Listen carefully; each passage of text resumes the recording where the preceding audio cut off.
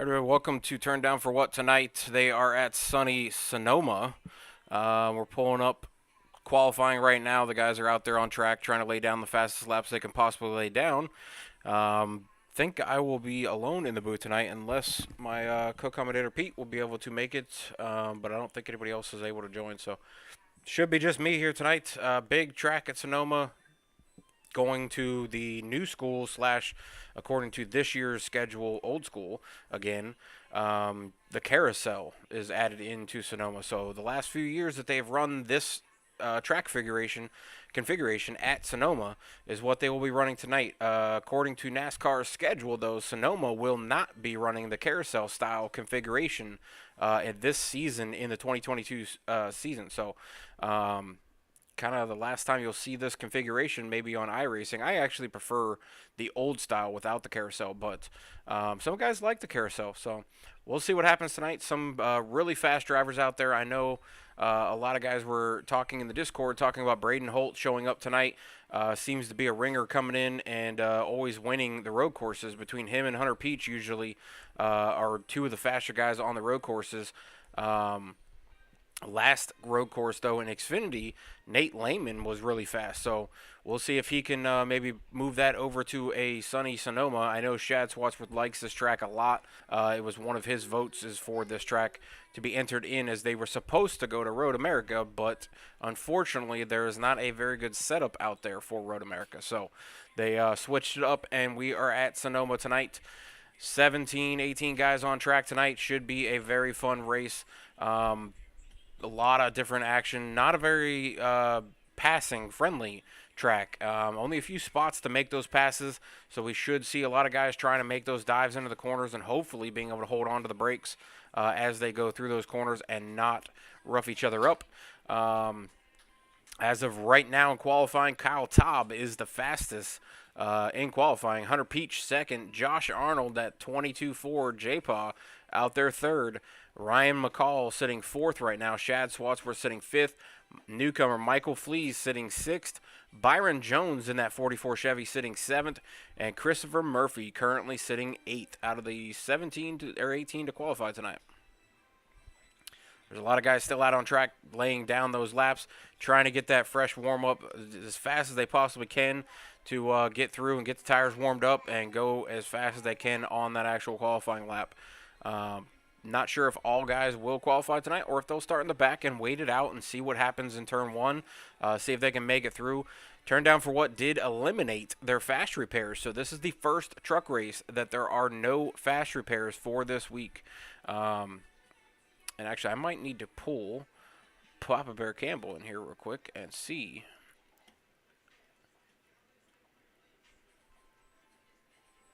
See if I can grab him real quick.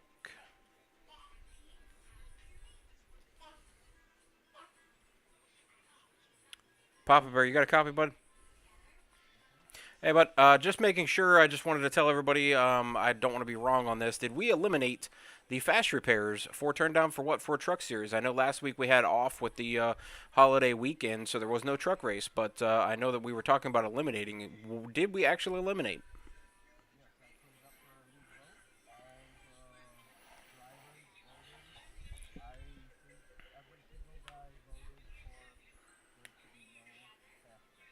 All right, cool. So I will send you back down to the general chat. Just wanted to verify that before I put some information out there and then saw people fast repairing. But just wanted to let the people viewing know that no fast repairs tonight. So we'll see what happens here. But I'll send you back down to the general. Appreciate it, bud, and good luck. All right, so you heard him. No more fast repairs in Turn Down for What Racing. This is a first and Turn Down for What. I know a few people have been calling for it for a little while now. I myself have been calling for it, actually, hoping that it will eliminate some of maybe the aggressiveness that you see out of some guys. You know, if you don't have that fast repair to fall back on, you don't have to be so aggressive because you have to really worry about ruining your race and somebody else's race who may take offense to that and not remember or will remember that and take it into the next race to see, you know, maybe they don't give you enough room or maybe they dive it in a little too hard or, you know, anything like that. So we'll see what happens tonight. We are 1 to green, though, so I'm going to go out and throw on the national anthem real quick, and we'll be right back.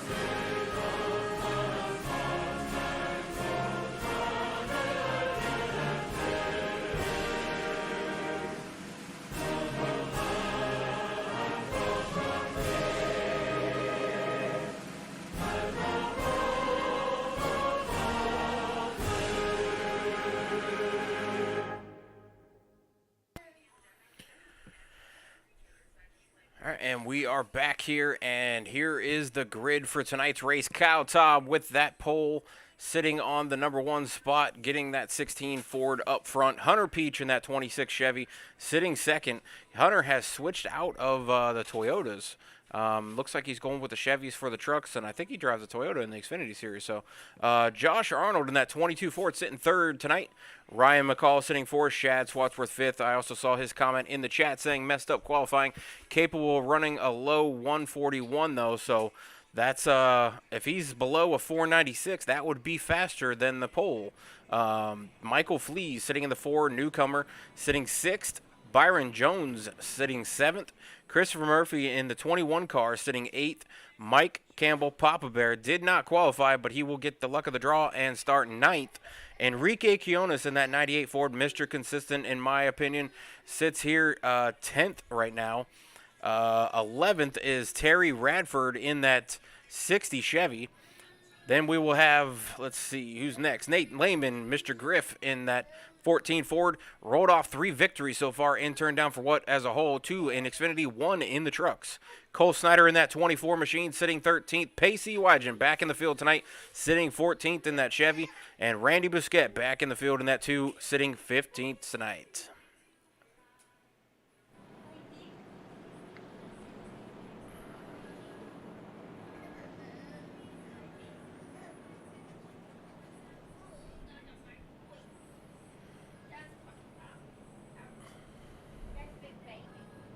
As they get ready to roll into that long straightaway, we'll be coming to 1 to green. They're going to go through the S turns, which is a big spot here.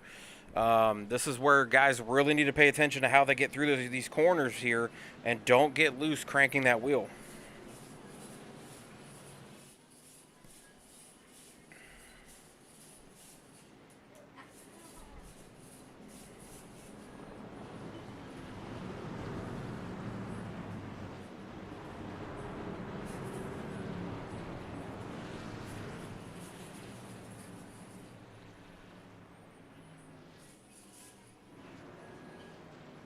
Like I said, up front, you got Kyle Taub leading the field to the last turn before he comes through and gets on that gas pedal here.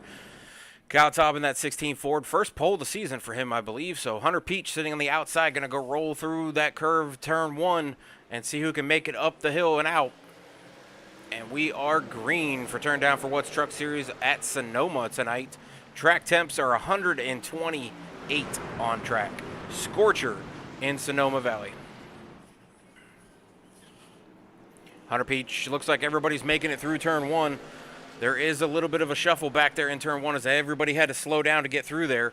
There are multiple guys trying to file their way through. You want to get single file as you go down this downhill into this sharp right hand into the carousel. This is the newer addition that NASCAR has been running the last few years. Usually, in the old times, you go straight forward there instead of turning right and just curve around this. This whole section is a giant S, essentially. You make that hard right, go downhill, kind of curving to the left a little bit, make the hard left, then you go straight away a little bit, and then you make that hard sweeping right-hander that's called the carousel.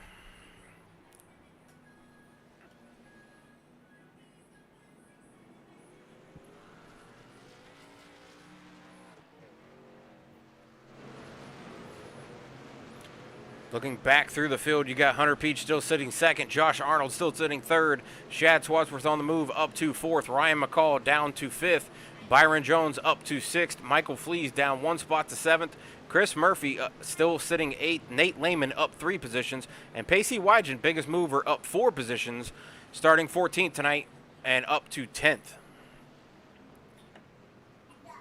This is that last sweeping curve right before the long straightaway, or technically bend of a straightaway, back to the finish line. This is where that famous shot of Tony Stewart sliding it in on Denny Hamlin and using him as a barrier and kept on going and won that final race at Sonoma that he got. These drivers go uphill into this sweeping right-hander. Then you go up a little bit more. This incline is very big, and then it drops down.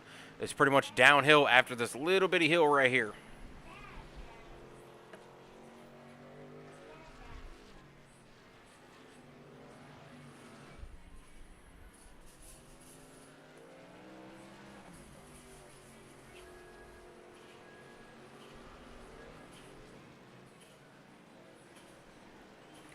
Looking back through the field, looks like still got some movement going on with a few different guys there. I might have somebody jumping in the booth with me shortly.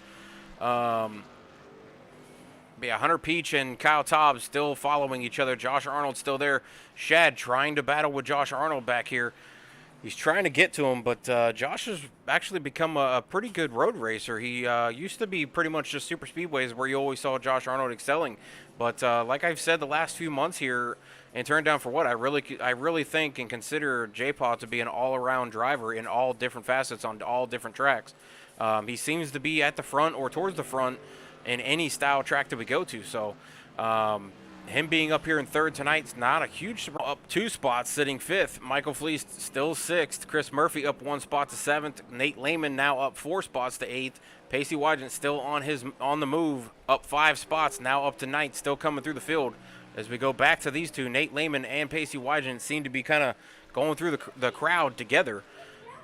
And it looks like I am joined in the booth tonight. Bryce Boyer, you out there? What's going on, everybody? What's going on, Bryce?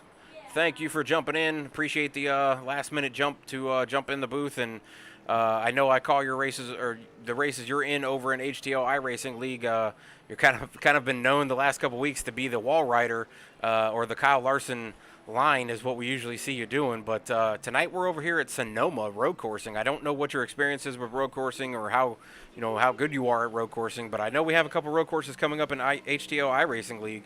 What's your experience? I enjoy them. I'm not going to speak for myself and say that I know my way around them, but I can just tell you that I enjoy running them. So. Gotcha. Well, I will get you a friend request real quick on iRacing so that you can pull this up.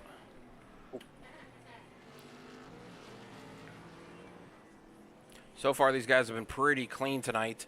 They kind of single-filed out as they got through turns 1, 2, and 3 before coming downhill to that sweeping right-hand corner, going into that weird new S section that's now technically not being used this year in 2022 for NASCAR. They went back to the old configuration of Sonoma, and they got rid of that carousel, or that S-turn carousel. So I'm kind of excited to see what happens there, because that long back corner that kind of has that like 80-degree turn at the end of it, instead of going through all that winding carousel, S-turn, whatever you want to call it, just makes it a giant loop back there. So I'm kind of happy about that.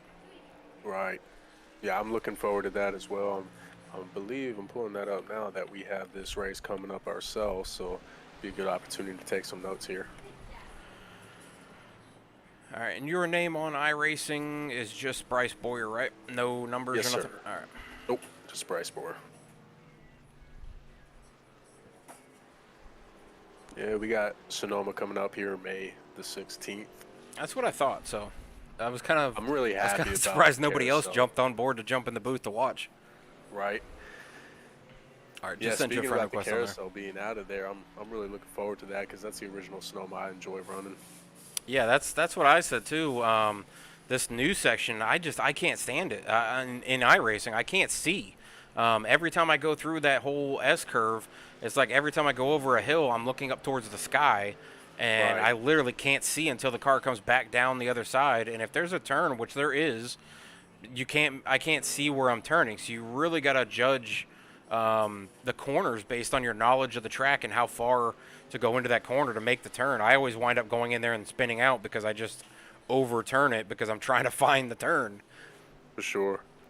It's one of the treats of those tracks is that you kind of got to know where things are out there before you even get there, you know? Yeah, it's kind of like what is it, Canadian Tire? I think that's the same way where it It's has a another lot of good one. hills. Yep. Um, it's the same thing with iRacing. Like on console side, obviously you could be third party, outside your car, back away from it, and you could see the whole track and see the turns coming up, things like that. But at least on iRacing, you can't do that. You have to sit in the seat and you have to look out the windshield and you have to see what the drivers normally see in NASCAR. So I can't imagine driving this track in real life. I think I would just be better off sitting in the stands somewhere instead of trying to mangle or destroy somebody's very expensive car. Right. I Now, definitely typically, couldn't do it. I don't know if they do this in real life, but typically, in my experience, I would prefer to have my seat raised up a little more in the cockpit. That way, I can give myself that advantage to see a little higher than normal. See, I have done that. I've put my helmet. It seems like at the roof of the car, to where I'm almost looking down at the front of the nose, rather than straight out in front of me. And it does give you a little bit of an advantage, I guess, or a little bit more of an advantage to be able to look down in front of you like that. But it's still, when I go over the hill, I'm just looking straight at the hood. Right. But I can see a little bit more out the windows and stuff by being up that high. That little bit of peripheral that I can see, the you can see the curbing, or you can see, if you pick out a tree or a Yeah. bush or something, and hey, this is when I need to turn over this hill, I can make the turn. Exactly. It's kind of like running at the super speedways. I was running Talladega all day today, and when you're bumper to bumper with somebody, you're not going to see that turn coming up. So you kind of got to find, what, like you said, a tree, or I'm looking at the billboard to, judge when that turn's coming at me, and you kind of gauge it through that way. Yeah, I mean Watkins Glen, I've come up with all kinds of little tells that I see on the side of the racetrack to let me know, hey, burp it here, or let off here, or start your braking zone here, or if you want to go a little hotter into the bus stop, then just make sure you swing this way and touch this piece of the the track Yeah. to be able to get it Yeah. to go over Yeah. the curb and hop over it and go through the bus stop and make it back out. There's so many little things that are just weird. So I'm noticing a few drivers that are having some issues. Looks like AZ Yotes King just put up in the chat, which would be Byron Jones, who is sitting 11th right now, is actually now gone one lap down, and he said, awesome, already out of the race. So what they did for Turn Down for What is they did a mass vote 2 weeks ago to remove the fast repair from the league. And if you're not a very good road course racer, this could be the result of somebody just making a simple mistake, or even another driver making a mistake and sending you off into the sand, or maybe pushing you into the wrong spot, and you just get caught up in the tires or whatever. And if you get too much damage, you're done. Yeah, that's unfortunate right there. I mean, the fast repairs are something that we really lean on in HTL, but then again, we only are given one of those, and I can't even imagine getting taken away from any of those. So, Yeah. Now, Byron, if you're still out there and you're currently out of the race, you're welcome to jump up in here with me and Bryce and at least give us the on-track opinion of what you were driving with. I know the track temps are scorchers tonight at 129 degrees, which Oh, wow. isn't. I mean, it's not too far-fetched for Sonoma. I mean, I've seen the track temps there during the real racing, in the 110s, that area, just track temp. Maybe not air temp, but track temp alone. The only problem I have with iRacing is when you do set that automation, air temp is 79 right now on track. The track temp is 50 degrees hotter. So Okay, I was looking that's at that myself. Yeah, that's where I have a problem. I'm like, all right, yeah, a little I know it's questionable. 79 degrees outside. I know it's California. I know the sun is shining on the track. But is it really 50 degrees hotter on track right now? I think they could have maybe shot that down, maybe 15, 20 degrees and put it up in the 100s. That would have been And they had a more. slight cold front come through. Yeah. But yeah, Byron says in the chat, wish that fast repair was there tonight. Got collected in something I didn't want to get into. I would, but registering as a driver, the rest of the cars blink out for me and wouldn't be able to keep up with the race. Oh, well, hopefully we'll have that. You'll have that desktop soon, and you'll never have to deal with these issues anymore. I know you've been pushing and pushing and pushing to get that desktop. Currently, Byron's actually running off a laptop for That iRacing and 4 car off the track here. 4 car. That would be the newcomer Mike Flees out here, running in his first race, from what I know of, and turned down for what? Looks like he's back on track though. Yep, he just looked like he overshot it a little bit there.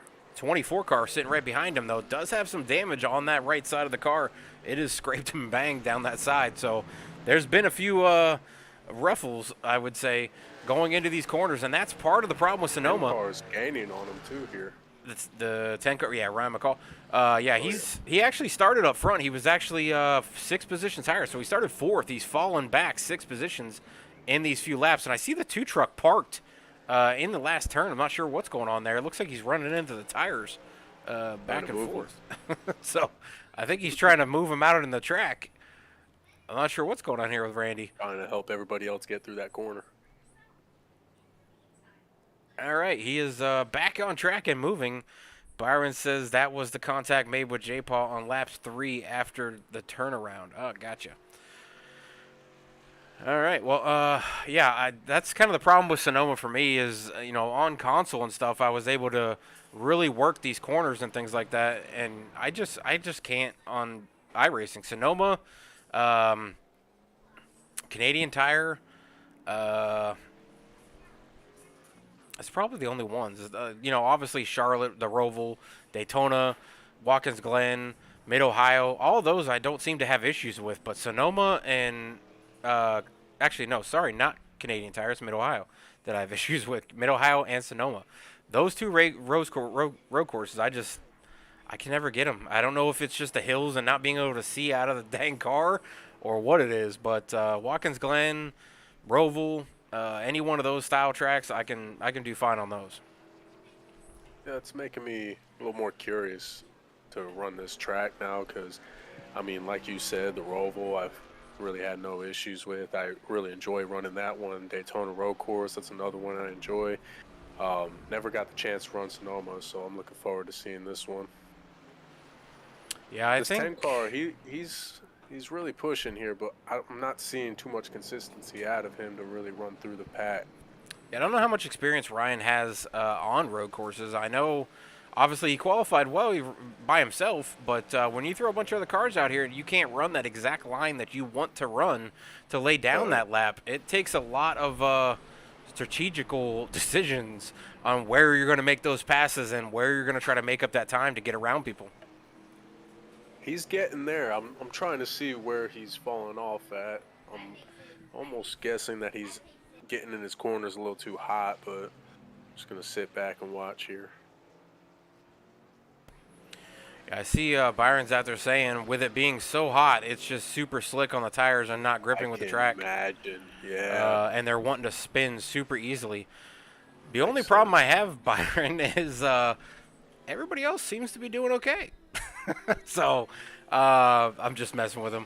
Byron's somebody I like to mess with, and he's actually a really cool guy. So I'm sorry to see you out of the race, Byron, but I don't know.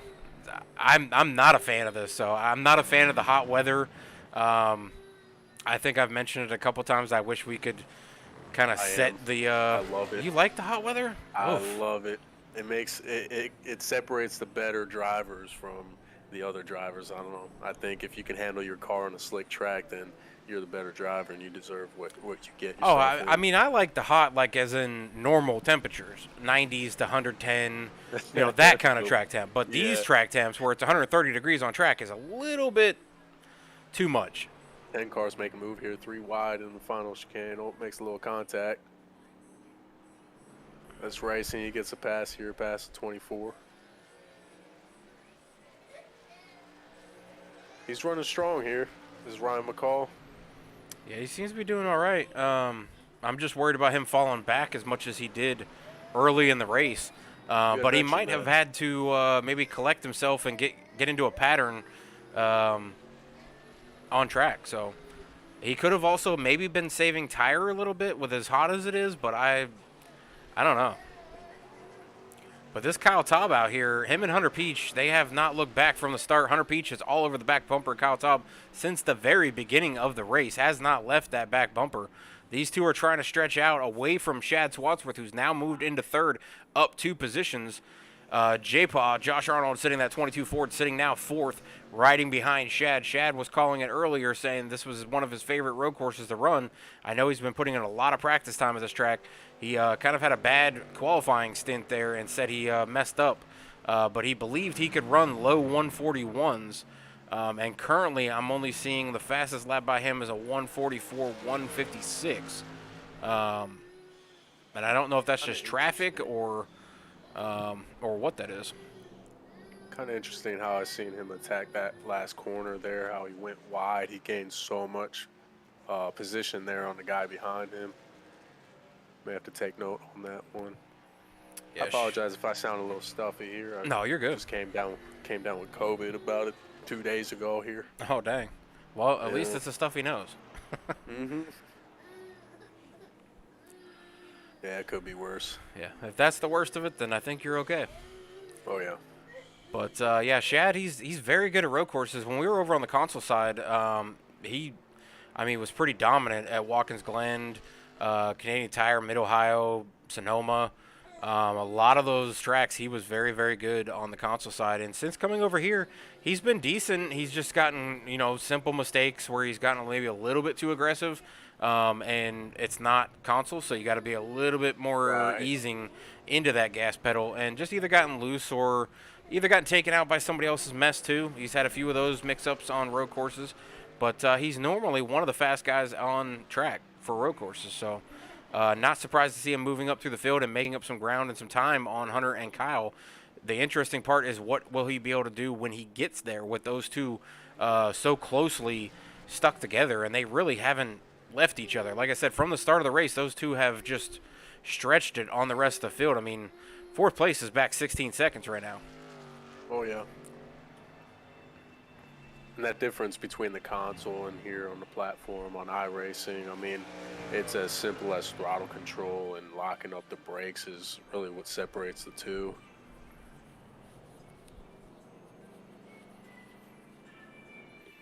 Byron saying out there, if you're a dirt racer, this is the style of track for you because of the slickness. So.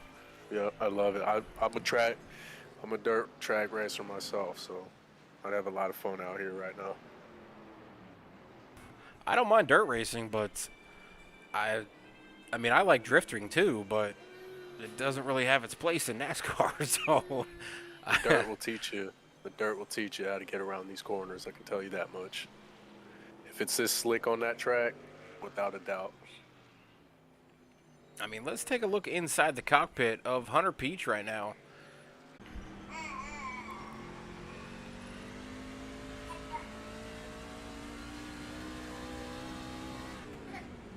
All right, there we go. So this is a ride-along with the 26 sitting second place right now. Hunter Peach trying to get by Kyle Taub or just kind of staying with him for as long as he possibly can. 55 laps tonight, 12 done so far.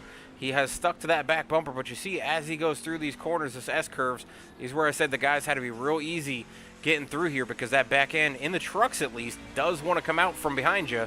I don't really have that much of an issue in Xfinity, but in trucks, I don't know what it is with the back end of this truck, but it is so light, in my opinion.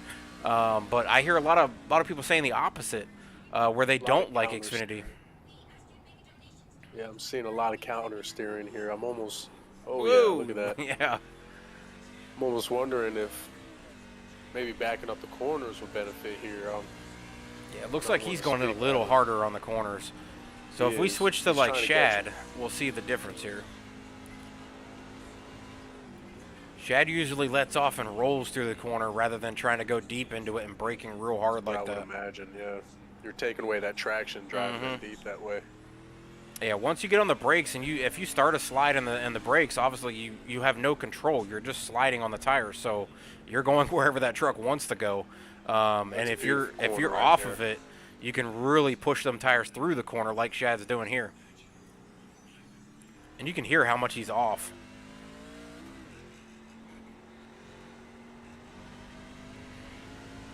So they are running the carousel here. Yeah, they are running the I don't know what you want to call it, newer configuration, but as of this year for NASCAR 2022, they will not be running the carousel. So yeah, we'll be taking that out in HTL as well. Looking forward to that. Cannot stand the carousel. yeah, this turn here ruins me every single time.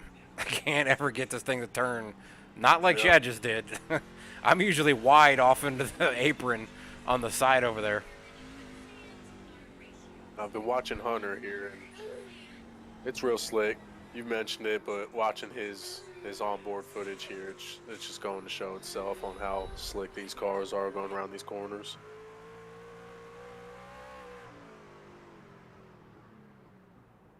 Deep into the last corner. That's way deep into the corner. That's a Tony Stewart deepness right there on Denny Hamlin. Yeah. That was braking super late to try to get in there and get next to the Kyle Todd, but you see how much time he loses coming out of it. And look how the back end steps out on him, even on a straightaway. He's losing more time there. That's what's going on. He's got to keep that tamed. Yeah, as much as he's hard braking in there, he's losing so. It's very difficult on road courses to try to do that, because each corner is different. Oh yeah. You're gonna notice some corners you get away with driving in deeper, and others you just want to back them up. Yeah, in this track specifically, I'm pretty sure I put it out there earlier saying that there was, what was it, 13, I think. Let me look here. I put a map up earlier. So we have, how many turns do you want to call this thing? 12 turns. And actually, it could technically be about 14 or 15, but they call different sections 3A and 6A and 8A because it's a combination of one turn that's kind of a weird turn. So, but yeah, as the 16 comes up through here, he would be going into turn 11, and then they count that little elbow before you go to the finish line as turn 12. That's the turn that we just saw earlier that Hunter Peach got loose coming around that little bit of a corner right here in the bend. That's what they call turn 12. And then as you go through the finish line, you go up through here. This is all turn 1 all the way until you go under the underpass. That starts turn 2 right here. This is the long section. Like if Hunter would just adapt to his corners that are tighter and drive them like he can drive them in the looser corners, I feel like he can make some ground here. It almost seems like he's slower in his tighter corners. With those tightest corners, he can actually drive the car maybe a little more aggressively to get the back end turn a little more. Yeah, I think he was just trying to be aggressive to keep up with Kyle because I think he noticed he was losing a little bit of time, and he was trying to just get back to where he was. And sometimes that aggression to get up there can really get you off balance from what you're used to. I mean, it's a lot of repeating over and over and over, and you've got to really pay attention. Oh, it's a left-hander, it's a right-hander, it's a sweeping right, it's a sweeping left, it's a hard right, it's the roundabout carousel right turn. There's so many different turns to memorize, so you got to get into a rhythm, and you got to just remember, all right, first turn left, second turn right, turn 3 is a left. That's where it all comes into play. So like this section right here is called turn 8. Then you have this little to the left is called 8A. So this is where it gets into, should it be 15 turns or is it really 12? Right. But yeah, sitting with Kyle here, he's definitely laying some laps down. Looking at the lap times, he actually does not have the fastest lap on track. Hunter Peach, who's sitting second, actually has a faster lap time laid down by about a little more than a half second faster. But Kyle's just been a little bit more steady and a little bit more consistent to where he's been able to stretch out about a half second And Hunter just made up actually some time there. Um, Yeah, so he he's did. closing back in. Now the way these cars are getting through the corners as a driver, I'm just trying to picture how me sitting there behind the wheel would attack them. And I'm noticing where these corners are tight, I would almost want to get that car loose. Like I'm noticing Hunter when he gets into these corners hard and aggressive the way he does, it's making the car act a lot more loose and like right there, you Ooh. know, he's Yeah. he's losing the back And end that's and the going to harder hurt he the drives in the tires, too. corner. Right, but it could work out for him in those corners that are tighter. Yeah, if Like he I can feel get like the that car to carousel turn is the like one that. driving tight. Well, I would baby my way into those corners. Hunter But like last this lap corner was here, I would drive over it a hard. second, almost a second and a half faster. So that's that lap that I said that he seemed to make up a ton of time. So maybe he's listening to us and he's backed up his corners a little bit. But it doesn't Yeah, seem really like he's backed up a whole lot. He just has been a little bit smoother through the corners, or maybe Kyle messed up. But looking at Kyle's time and Shad's time, they're almost identical. So Hunter just really laid down a lap on old tires to really Hunter's close back also in. notice Hunter's also been overdriving this corner here. If he can keep consistent right here, he should be able to make up ground because he's pretty consistent throughout. There he goes. That's a good better corner. turn through there, yeah. The other thing is with road courses is the shifting factor. You know, obviously a lot of guys who just run ovals are not used to shifting other than when you start the race and you do a pit stop. Road courses, I mean, you can go from, fourth, third, second, back up to fourth and through and skip third and go to second. And I mean, there's so many different ways to get through here. I'll tell you what though, shifting will be your best friend next to the braking in these road courses, without a doubt. Oh yeah, some guys use the shifting as their brake source, short shift into third and then right into second, and really let the car, stutter with that shift. It will slow you down more than just slamming the brakes and hurting your tires. Sure, each gear has a whole different dynamic of steering that you could benefit off. Beautiful. See, that's what he's doing right there. What he should be doing is that corner, he can get away with so much more if he were to just loosen that car up and the way he goes around it.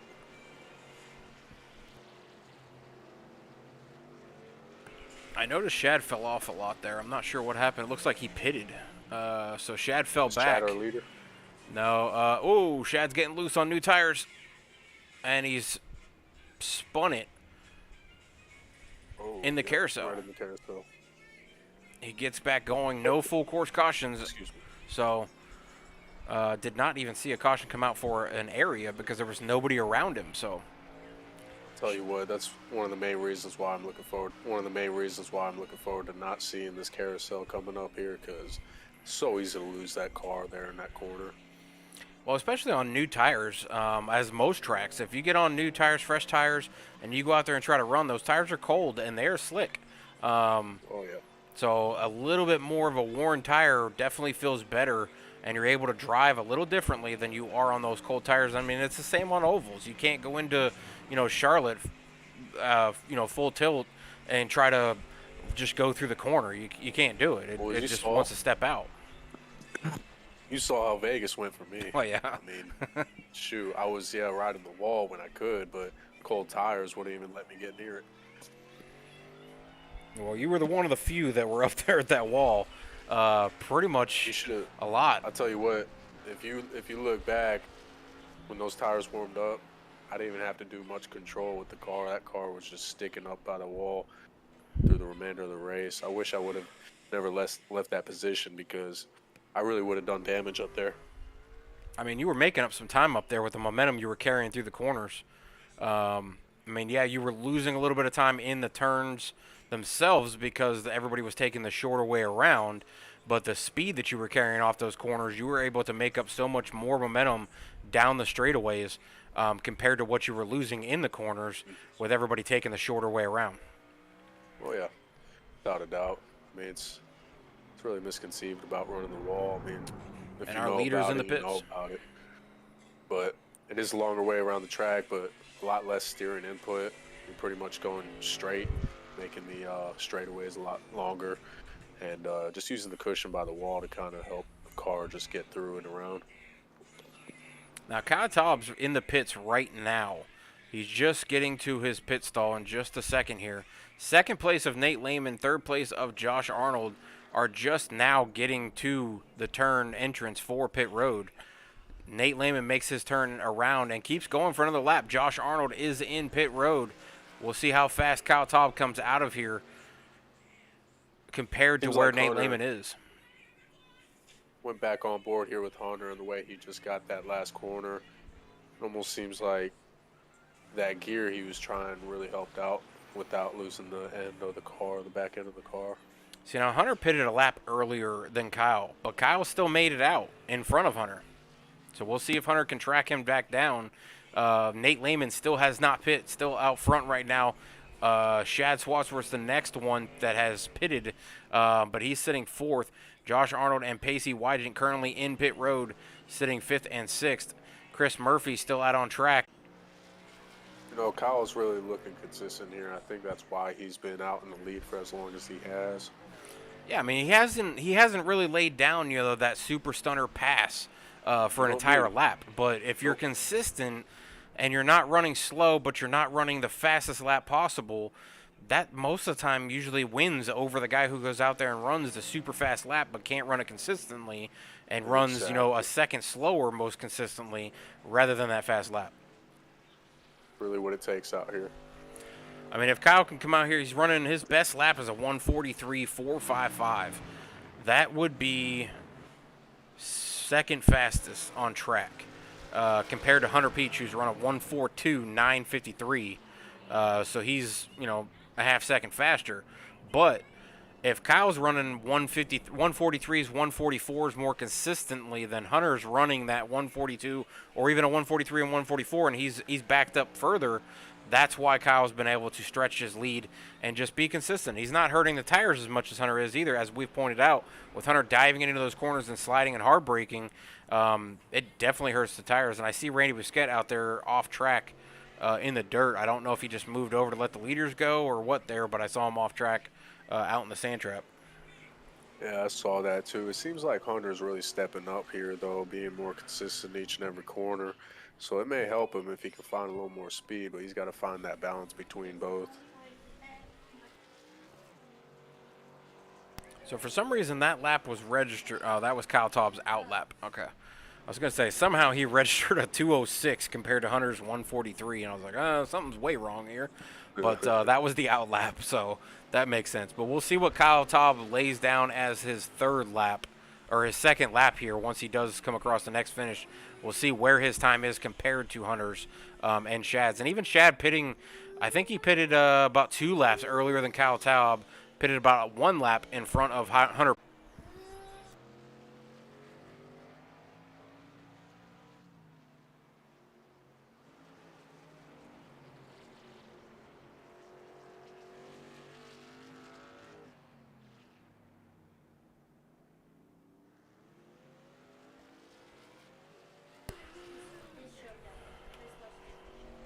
So those were the second lap for Kyle Taub, third lap for Hunter Peach. And Kyle Taub ran a 143.344, and Hunter Peach ran a 143.570. So that is a faster lap for Kyle Taub, and he does get the 0.2 faster lap and stretches his lead back out. Yeah, but if he's got Hunter all up in his rear view, it's really only a matter of time whether Hunter gets too aggressive or, you know, vice versa, depending on how we run it here. How many laps do we have left?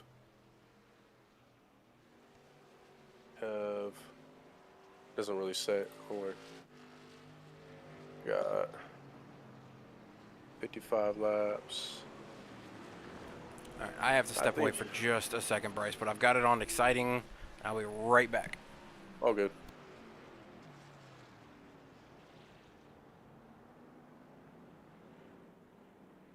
We're on board here with Hunter, running down Kyle.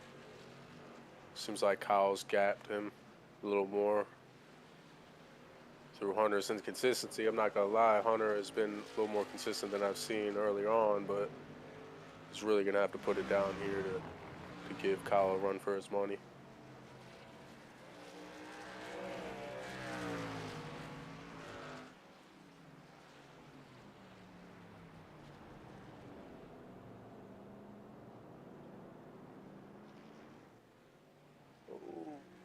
little deep here in the corner.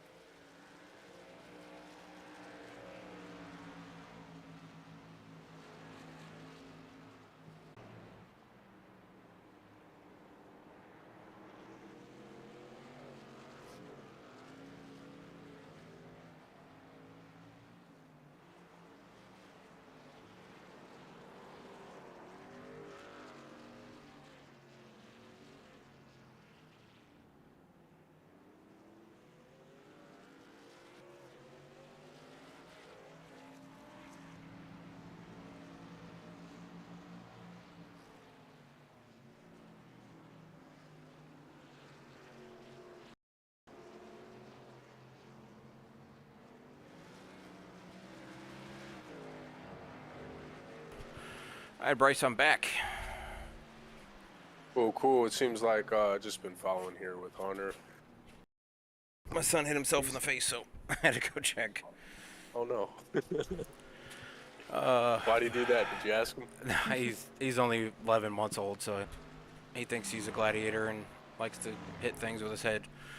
But That's good. on track, it looks like everybody's still rolling around here. I see Repeat out there. Pete, not a whole lot going on tonight. Byron Jones, I guess, got off track or something. I'm not sure what was going on. He said something about the hot temperatures made the truck super light and super slick in the rear end, and I guess he went off track and found a wall somewhere and ended up on pit road. Not sure what happened with Terry. Not sure what happened with Cole Snyder, as he's off track now too. And then we got a few other guys that are off in the pits or are multiple laps down. Other than that, it's just been Kyle Taub and Hunter Peach really just stretched away from the field and have not really looked back. I know Shad Swatsworth moved up a couple spots and passed Josh Arnold, but he has not been able to make up any ground on the leaders. He currently sits 18.5 seconds back. Oh The my top goodness. two leaders are separated by about a second and a half, depending on the corner. I tell you what, I'm getting pretty aggravated with the gap that we've had here between these two up front. Yeah, it's like they can't leave each other. Like they're It's both right. running pretty consistent laps where Hunter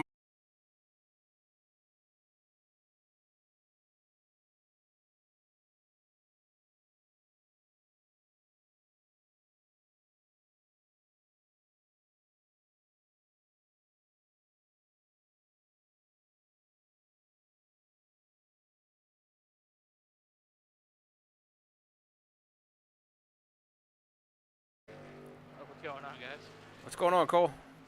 Oh, you know, just spotting these guys. Well, I noticed you were off track for a little while. Looked like you were a few laps down now. We were trying to figure out if you just had damage and you were repairing, or if you decided, you know what, this sucks, I'm going to pull over, and just what you were doing.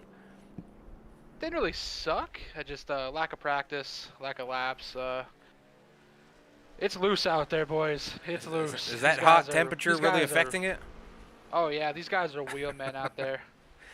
We noticed 128 degrees on track, and I was kind of wondering if it was, you know, the pavement was, you know, falling apart because it's so hot out there. You said lava. Yeah, You almost said lava. I almost said lava, but It's That almost made like sense. that. It's Yeah. almost like that. I ain't kidding. No, it's tough out there. These guys are wheelmen. I'm not a good road racer. I was out here just lock some laps, see how it went, and got off track a little bit, and just decided to call it a night and let these guys do their thing and help them out with some pit calls and just be a team player. So, who are you helping on the team? Because I noticed in the team chats, there are technically two teams in one team chat. So which team are you helping? Peach is on his own. Okay. He don't need any help, and Jake's not even racing tonight, so he's just hanging out. So I'm just talking to. Okay, so you're Nathan not helping and Kyle? Josh and Enrique. Nah, Kyle, he's good. Okay. Actually, I don't even see Kyle in you guys' chat. So Nah, he's I'm on not- his own. I think he's out there. He might be still in the lead. I think. Yeah, he's out in the lead by about a second. So. Yeah, him and Peach, they're gonna be battling for this one. It's gonna be fun. All right. Well, I can send you back down to the Cold Dog Racing group, and Oh yeah. maybe you can help a couple of these guys get around these turns. Yeah. J-Paw seems to be doing really well though, sitting in fourth. I Started just third. called him So a road ringer. He's a surprise. He's surprising all of us right I've now. said that at the beginning of this race. I've said it for months now. I have said it to J-Paw, and I don't think he believes me. I think he just thinks I'm blowing smoke. But I consider him to be not a super speedway driver anymore, like we saw on console. He is an all-around driver. He doesn't. It's not a surprise. I said at the beginning of the broadcast when he qualified third, it did not surprise me to see him up there. He's been very good on the last few road courses, and really, it's any track we put him on. He seems to be up at the front. You know, you, Shad, Nate, Lehman, road course. He's not sneaking up on anybody on road courses anymore. Nah, yeah, he is definitely an all-around driver, man. He's a threat every chance we get. He's good at saving tire. He's good at handling any kind of car, man. He's good at making pit strategy calls. He's a threat every week. But him and Nathan, man. He's on a tear lately. Yeah, It's gonna be hard to beat him that's for going down the sure. stretch. I said that also. In 2 series, he has won 3 races out of these first 8 races in both series. So he's definitely flying in a lot of these different races. And he hit at the broadcast booth with me and jumped in a truck and said, I'm going to go racing. And he's pretty much hit the ground running ever since. So he's just continued to get better and better, and it's getting scarier because he was very good on console. So it's just some of these guys that came over from console, you thought there would be that, you know, a little bit of delay in time before they picked it up. And I'm one of those guys where I have to practice. I have to have that time on track. I have to really get the you know, the secrets to the track of the braking points and the little things you see on track off to the left or the right to let you know, hey, this is your braking zone, or hey, let off the gas, or hey, burp it. And Nate's one of those guys that just came over and seemed to take off running.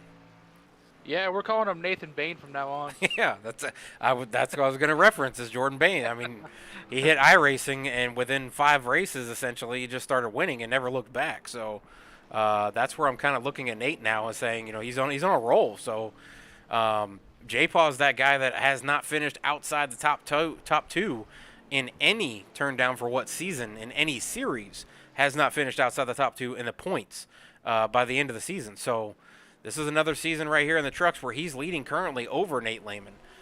So he's just so consistent. Yeah, it's great to see too, because they're the teammates. So seeing CDR up there, it's always great. All 3 of you. Looking back at the points of what I was trying to do there, but yeah, I mean, Xfinity, Nate's up front. J-Paw's fallen off, but he's missed a couple races there, I think. But yeah, in trucks alone, J-Paw's still out front, only by a few points, but I don't know if he has a win this season, does he? I'm not sure. I don't think he does. I think he's the only CDR member that does not have a win, if I think. Yeah, I'm not too sure actually. You might have to talk to him about that one. Enrique, he's our stat keeper guy, so he would know. Oh, the stat keeper.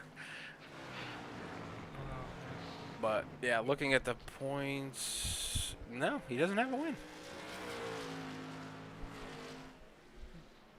I don't see Q with a win either, so those are the only 2 that don't have wins in CDR. So, but yeah, I'll send you back there to try to help these guys. Hopefully, I haven't messed any of them up while you were in here. If you were spotting for them, so. No, we're good. We're chilling. All right, I'll send Appreciate you back it, down there. Tell the tell the guys down there good luck. All right, 10-4. So I see that we're on lap 28 out of 55. 55, yeah. And I mean, I'm really in no rush to see what Hunter has for Kyle here, because he's already picking up his rhythm. He's seeing where he's weak. He's seeing where he's strong. He's just got to piece it all together, really, at this point. Yeah, I mean, he's still sitting here within a second. I mean, if you look back this entire race, other than the pit stops, they have not been separated more than 2 seconds in any turn. That's only going to benefit. That's only going to benefit him because Kyle has no clue how this guy is driving. I mean, all he can judge it by is what he sees in the rear view. At least Hunter can see what he has in front of him for pretty much the majority of this race. So as long as he can keep him within his sights, he can just study and see what he can give him towards the end. Yeah, and without them being in the same team chat as well, Kyle's off by himself, just kind of sitting in silence, running his race and trying to stay as calm as possible. But you have that guy sitting behind you that you, if he does have some sort of widget or whatever from a different racing app or whatever up on his screen, and he does have that ability to see the gaps and the times and all that different things, he's seen Hunter go back 2 seconds. He's seen Hunter come back to 4 tenths. It's, is he just fooling around, or is he messing with him, or is Hunter that much faster that he can mess up like that, go back to 2 seconds, and gain right back to 4 tenths, and then he's just I'll tell you riding what, behind Kyle and intimidating him kind of? it could almost be that. I mean, he's gaining, like you said, he's messing up, and he's He gaining gains that it right time back. back. Yeah, it's Yeah, like he doesn't even really worry about it. He's like, oh, messed that turn up. I'll make it up on the next turn. So, exactly. but like with Kyle not knowing how he's really driving or being in the same Discord chat or anything, he just sees a guy behind him that drifts off in the mirror and then comes right back to the bumper in the mirror. So that really pushes and can stress some drivers out with knowing, I've got to be perfect because this guy seems to have somehow can drop off of my back bumper 2 seconds, and then all of a sudden, within a few turns, he's right back on my back bumper. So is he just toying with me, or can he really get around me, or is he just riding and waiting for those last few laps before he goes by? Right, and it's funny actually. It puts it in perspective from HTL at least when um, we run road courses. At least back in the console days, it was typically me and Gary. His name is here on iRacing, but we called him Weekend back in the console days, and it was really me and Weekend that were very competitive, almost in this situation between Kyle and Hunter. I was typically Hunter in this situation, and Stalking. him, yeah, just stalking, right, and just right behind Weekend, watching and Listening to the learning, Jaws picking up. theme. Yeah, essentially, and then, but I would see how consistent he was and how I'm overdriving my stuff, but then picking up my time here while he's losing time there, and I'm like, I can get him. But by the end of the race, I mean, it's usually him winning the race. I mean, it was like 2 out of 3 times that we'd have these races where, I'd be able to find one of those races, but for the most part, I mean, consistency is everything on these things. It Yeah. really is. No matter how fast you are, consistency is going to win. I mean, we're only talking about Kyle Taub's perspective of what he's seeing out the back mirror and things like that. But you got to also think of Hunter's perspective, like you just said, with you being Hunter in the situation with Weekend. He knows he's messing up. And he knows he sees Kyle just running consistent laps over and over and over. And he's got to be thinking to himself, like, how do I get to his back bumper? How do I get to his door? How do I get past this guy? I can't get to him. Like, every time I try to get to him, I make a mistake. So it's clearly it's multiple things that could be happening. Kyle can be looking in his mirror saying, "Geez, this guy's fast. He's all over my back bumper. Is he just messing with me, or is this all he's got and I'm good?" But then he can't make a mistake. And then you look at Hunter's perspective, sitting in that window, looking out at Kyle, saying, "God, I'm faster, but I can't get to him to make a pass." So it's Yeah, frustrating. exactly. I can only speak from that perspective of Hunter's because I'm not in Weekend's mind the way that Kyle was running right there in front of me. He could, for all we know, just be running his laps, not even looking in the rear view and just doing his Sunday drive, or looking in the rear view seeing, oh, this guy's just driving his stuff too hard, and I'm just going to keep doing what I'm doing because, he'll eventually burn it off and not be able to make his corners. So it's hard to say from his perspective, but from Hunter's perspective, I just want to get to that bumper. Now, I know Kyle was vocal in the Discord earlier this afternoon whenever the road course ringer that I talked about, Braden Holt, that shows up usually for road courses and usually wins the road courses, announced that he would be attending tonight. And Kyle mentioned, like, oh, come on, let one of us win a road course. And he mentioned, or Braden said, oh, I'll let one of you guys win tonight. And he didn't show up tonight. So Kyle being the one that was like, hey, come on, let one of us win a road course for once. He's out here running it. I mean, he got the pole. He's led every lap, other than the obviously pit laps that Nate Lehman was leading a little bit, and somebody else led a lap, I think, in there too. Not making mistakes, just rolling around, and he's making Hunter, push it to get to him. Oh, yeah. I mean, Hunter's just fine-tuning. That's really all he's doing right now. We saw it, how he was overdriving this corner, overdriving that corner, underdriving this corner, underdriving that corner, and now he's just really just putting it all together, and you can see it's really gotten him that much closer to the bumper here. So That's the part I wish I could pull Hunter in during this race and ask him like how frustrating is it right Oh. now. But I'm sure Hunter would be as an in-race reporter in real life once, and that was Tony Stewart during the SRX series, and the announcers actually called it out as saying that's the first time I've ever had an in-race reporter live in race driving and talking to me. And Tony did it. I mean, he was making passes on the dirt while talking to the announcers while driving on Nice. track. So, yeah, I don't want to pull him in while he's out on track racing. So, if we happen to get a caution, which we probably won't because I don't believe they turned on full course cautions, so that's not going to happen.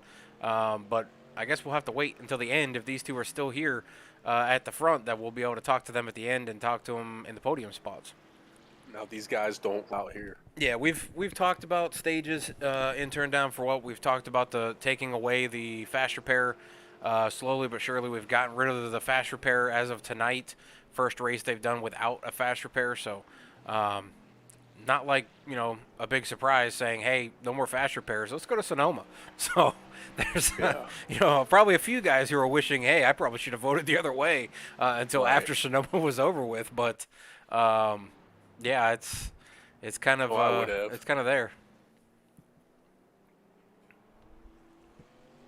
I mean, if I wreck myself, don't give me the fast repair. But if I get wrecked and it's completely out of my control, yeah, I would like the fast repair.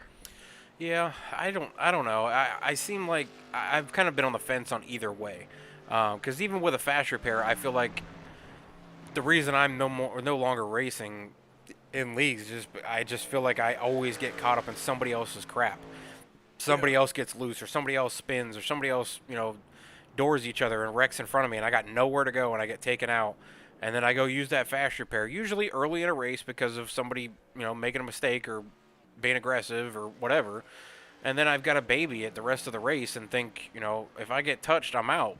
And then all the other guys still have fast repair, so they can still be aggressive and count on that fast repair to really, you know, give them that edge of I can be aggressive. I got one in the bank waiting. Um, so I yeah, almost feel like the anxiety takes over though, because when we were running at Vegas, I didn't have to, but I used my fast repair like within 15, 20 laps. I was like, I'm probably gonna regret this, but throughout the rest of the race, I drove that car however I wanted to drive. I didn't baby it. I didn't. It's weird how that works with the fast repair. You almost have the anxiety of I only got one fast. if I can stay here and wait till the end of the race and then not have to care. Sometimes is a benefit because it's nice to give. You don't get it back, so Yep. that's where it's kind of been a problem for me. Is where I look at it and I'm like, all right, I'm going to give. Hey, you're a little bit faster than me, but I could probably hold you off for a couple laps and make you wear your stuff down, and then you'll be slow and behind me, and I won't have to worry about it lose position. But I look at it as saying, all right, you're fast, go get him. Like, you're going to wear your stuff off in a couple laps. I might catch you in a couple laps, but then I catch him. I kind of did the same thing. I'd sit back or maybe not sit back in the back of the pack or nothing, but I try to qualify up front and either get the pole or I get second. And I just really take it easy. And if a guy looked like he had a run, I just ones or whatever. It's still that's a lot of laps. Yep.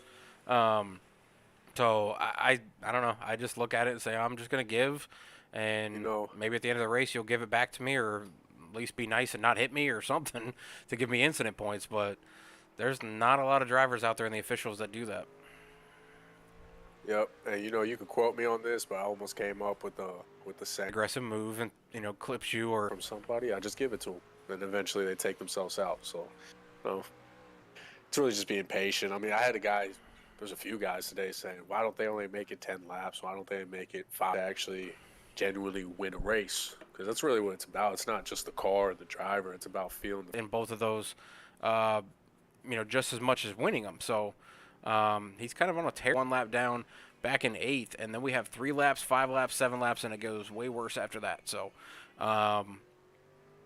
yeah, these top 6 are really battling out though. Speaking of the top 6, I'm watching here Shad. Man, he's just putting too much into these corners. That car does not want to take anything else that he's throwing at him. I mean, this car, he's got the wheel practically at a 180 in the corners. Turn him right up. He's really driving. He's just got to back up these corners. He's driving into them and letting the wheel do more of the turning than anything else.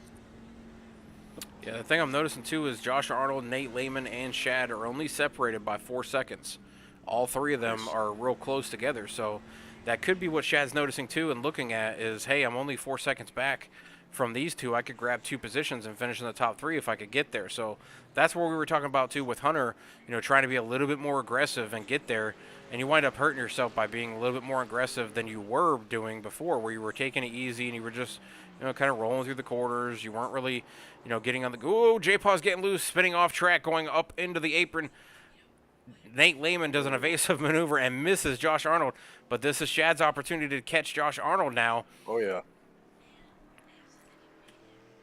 Josh Arnold just cooked it into that carousel and looped it right out onto the outside of it. That moves Nate Lehman up into 3rd position. Hunter Peach now on pit road, 2nd place, coming down a lap early compared to Kyle Taub again. Josh Arnold and Nate Lehman both stayed out an extra lap too, so we'll see if those guys do pit this time or if they come out. Looks like all 3 of them are going to stay out on track. Hunter Peach going to be coming out of pit road right now. That seemed like a quick stop for Hunter. No, 14.5 seconds, so. Shad trying to get up alongside of Josh Arnold, going through this straightaway to the finish line. Where will he make this move to try to get around him? There's not a whole lot of spots up here. He's not doing anything wrong driving as hard in these corners as he is. Just doing, based off the track and how slick it is. I mean, he's almost getting away with it because it's tightening up. And this He's is not going really back into the losing it carousel. like everybody else, though, if you noticed. Yeah, his truck's not stepping out as much as everybody else, but I also noticed his looks like it's angled. Far chase mode, and his truck looks like it's skewed or whatever to the left. And J-Paw's is skewed to the right. Ooh, drives it deep in there. All good. Yeah, I think he might have had that position. He was there. I think he showed He was. J-Paw he was there, and J-Paw did. closed the door on him. Yep, sure did. We got a long way to go here. Yeah, Shad went down to 18 laps to go, so these guys, J-Paw's going to pit. You got to pit. See, now Shad's probably going to look at that and say, all right, if you knew you were going to pit this lap, why didn't you just let me go? It's really interesting watching Shad drive right now because I was almost criticizing how aggressive he was in these corners and oversteering the car. But like I said, with how slick the track is, it's really benefiting him and not losing that way it is. Yeah, he's really whipping the truck through there, and it's not stepping out on him. And I don't know if maybe that's the fresh tires, too, where he hasn't lost the grip to where it does step out, and where the later in the run it does step out on him. But I don't think it was stepping out as much as Hunter was. But Hunter did get past Kyle Taub, by the way, while we're back here watching these three battle. Kyle Taub did get by, but I think that's because Kyle was in the pits. Oh, it makes sense. I don't know. Something's wrong here. It's telling me on my one standing thing that Kyle Taub's still the leader. And Yeah, it is. on my mine, SDK, too. it's telling me Hunter Peach is the leader. But Kyle Taub is behind him on the track. Yeah. So I think Hunter is actually the leader on track. We'll see when we cross. Yeah.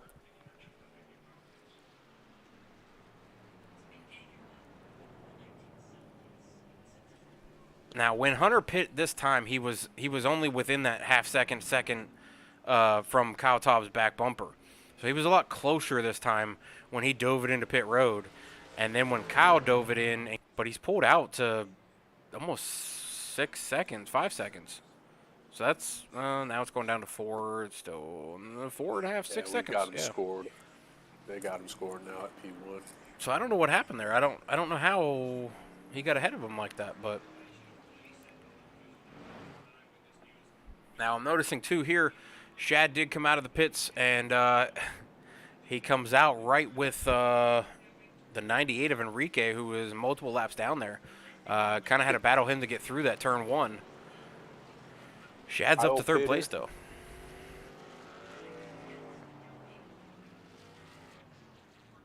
Did Kyle pit? Yeah, Kyle did pit. That's where Hunter did pass him. So I'm just trying to figure out how Kyle had a 6-second difference. His pit stop was a 14.4, which was a little bit faster than Hunter Peach's. a 14.5. Obviously, it's only 1/10, but Kyle came out 5.5, 6 seconds behind Hunter. That doesn't make any sense. So we'll have to ask him about that because I did not Yeah. see it. It's interesting. Now that Hunter's got the lead, we can see how. I'll try to go back and Lot find it more. actually in my SDK where Hunter passed. He's real Kyle Top. patient now. He's actually just letting the car do most of the driving. It's looking good. Put down some really clean laps. All right, so I did find it. We'll go back and take a look real quick in an instant replay. So this is Kyle Taub entering his pit stall. Oh, where'd it go? All right, so Kyle Taub is currently in his pit stall, and we are looking at Hunter Peach, and there goes Kyle, and Hunter goes right by him, and Kyle's still on pit road. So we back it up here and take a look at Kyle Taub and see if maybe he just had a really bad entry into pit road, like maybe he braked really hard and maybe clipped the wall or something, and was slow going through there. Let's look at this.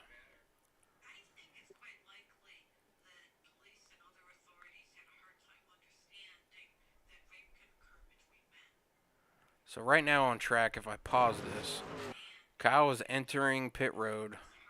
Hunter is... Where are we at here?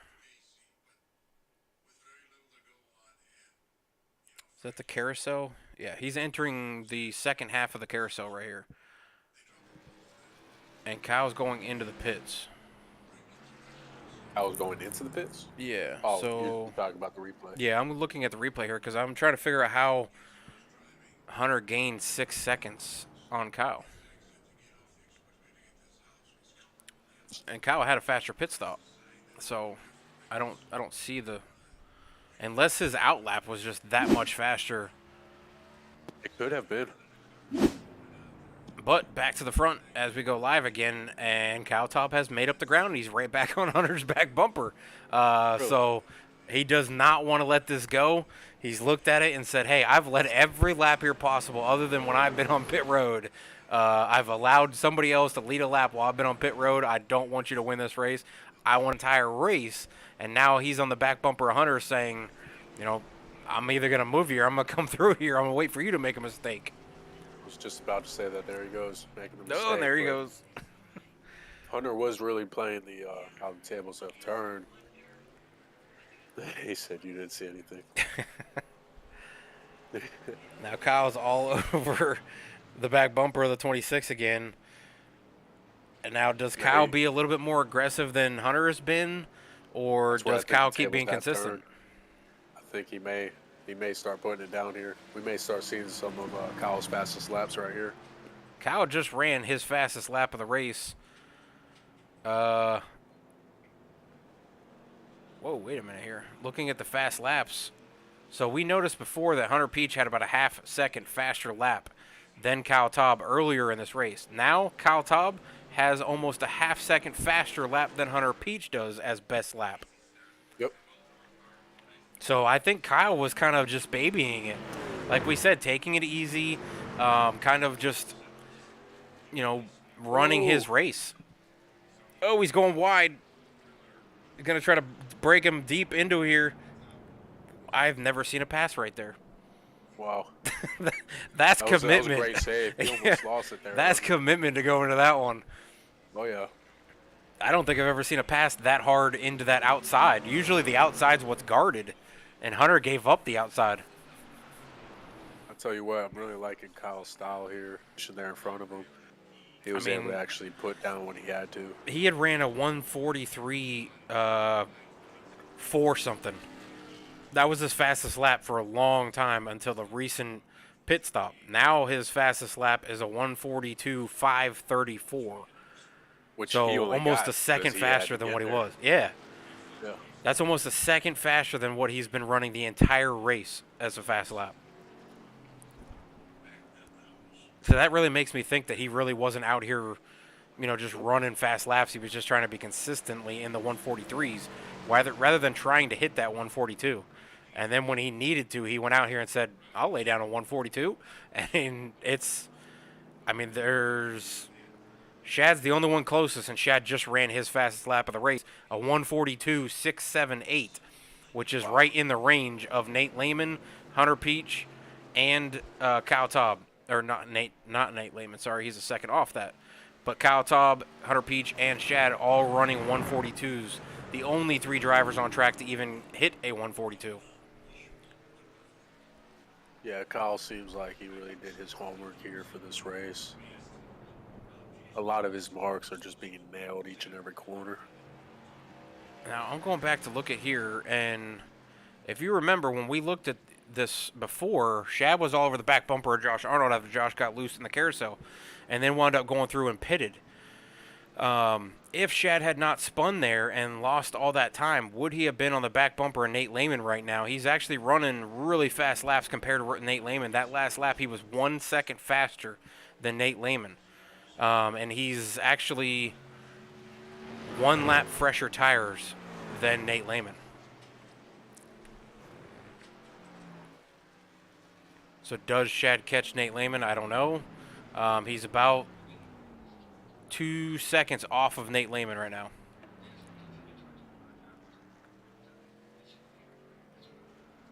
So as Nate goes through the front stretch, goes over the finish line, and we'll wait for Shad. As Nate goes over right now, Shad is going to cross the finish line now. So that's the gap between 3rd and 4th for that last podium spot. Hunter Peach and Kyle Taub still battling it out up here. Still only a half second back to that normal gap that we have seen this entire race.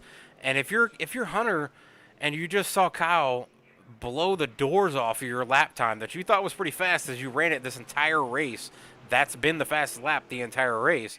And all of a sudden Kyle gets behind you and then just blows the doors off and does that an extremely aggressive but awesome move down into turn 11 on the outside and makes it stick and goes right around him. That's got to be deflating. It is, but you know, I mean, that's got to be like, oh crap. Yeah, I mean, if you look back, Hunter really he lost it coming out of that corner and losing the back end allowed Kyle to pick up all that ground and really give him that speed he needed going into that corner there. I mean, when we saw him come out of the pits, I looked at it, and he was 4 seconds back in some corners. Now, other corners, he was probably 2 seconds back. But if he was running 142.5s like he was running, I mean, that's back bumper of Hunter. And then put the pressure on Hunter. Hunter got, whether it was, just made a mistake or got nervous or whatever you want to call it, went off track, gave up some time. Kyle got right to him, waited for him to make another move. And Kyle said, all right, if you're going to block the inside into turn 11, I'm going to take you high, and went to the outside and just never braked until super late and went right by him. Yeah, I think what Kyle's doing is driving more of the track and really just putting more he can to what the track gives him. And, Hunter's doing a good job himself with that, but it almost seems like he's trying to get more out of each corner than he really should be, which is why Kyle's able to pull out the front the way he is. Looking back here, Shad's now the fastest on track. Still about a half second faster than Nate Lehman. He's gaining on Nate. He gained a half second that lap. He gained a second the lap before that. So, I mean, he's coming, but he's still 3 or 4 seconds off of Nate. He'll get there. I mean, he's putting up those lap times, so. I mean, he's pretty consistent 143s. Just his driving style is just completely different from what I'm seeing everywhere else on the field. Oh, you see him get through there. Oh, yeah. That was definitely throwing it in there. That's the first time I've seen this car go loose on him like that. I think that was the curb. Yeah. I think that was how he hit the curb and came through there. I see somebody on the chat, RCLRM. Who is that going off track? I don't know who that was.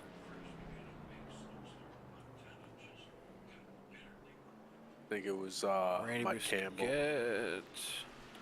Or Enrique. One of the two crashed right there. That's not Enrique. I think it was Campbell Jr. Papa Bear. Shad's gaining on him real good here.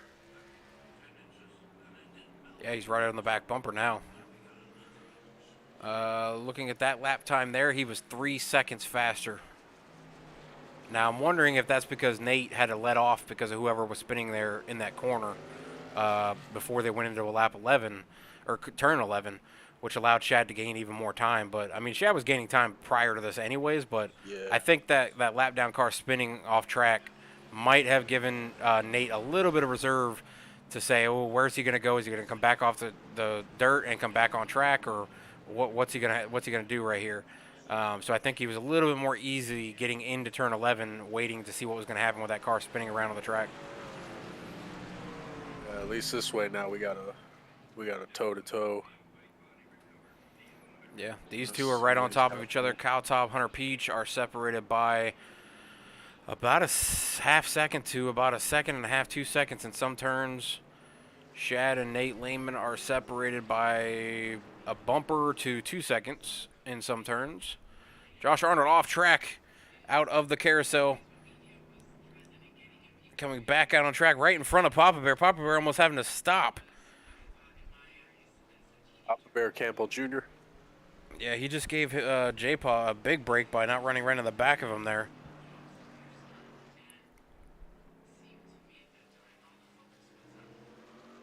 But those two are not fighting for position, so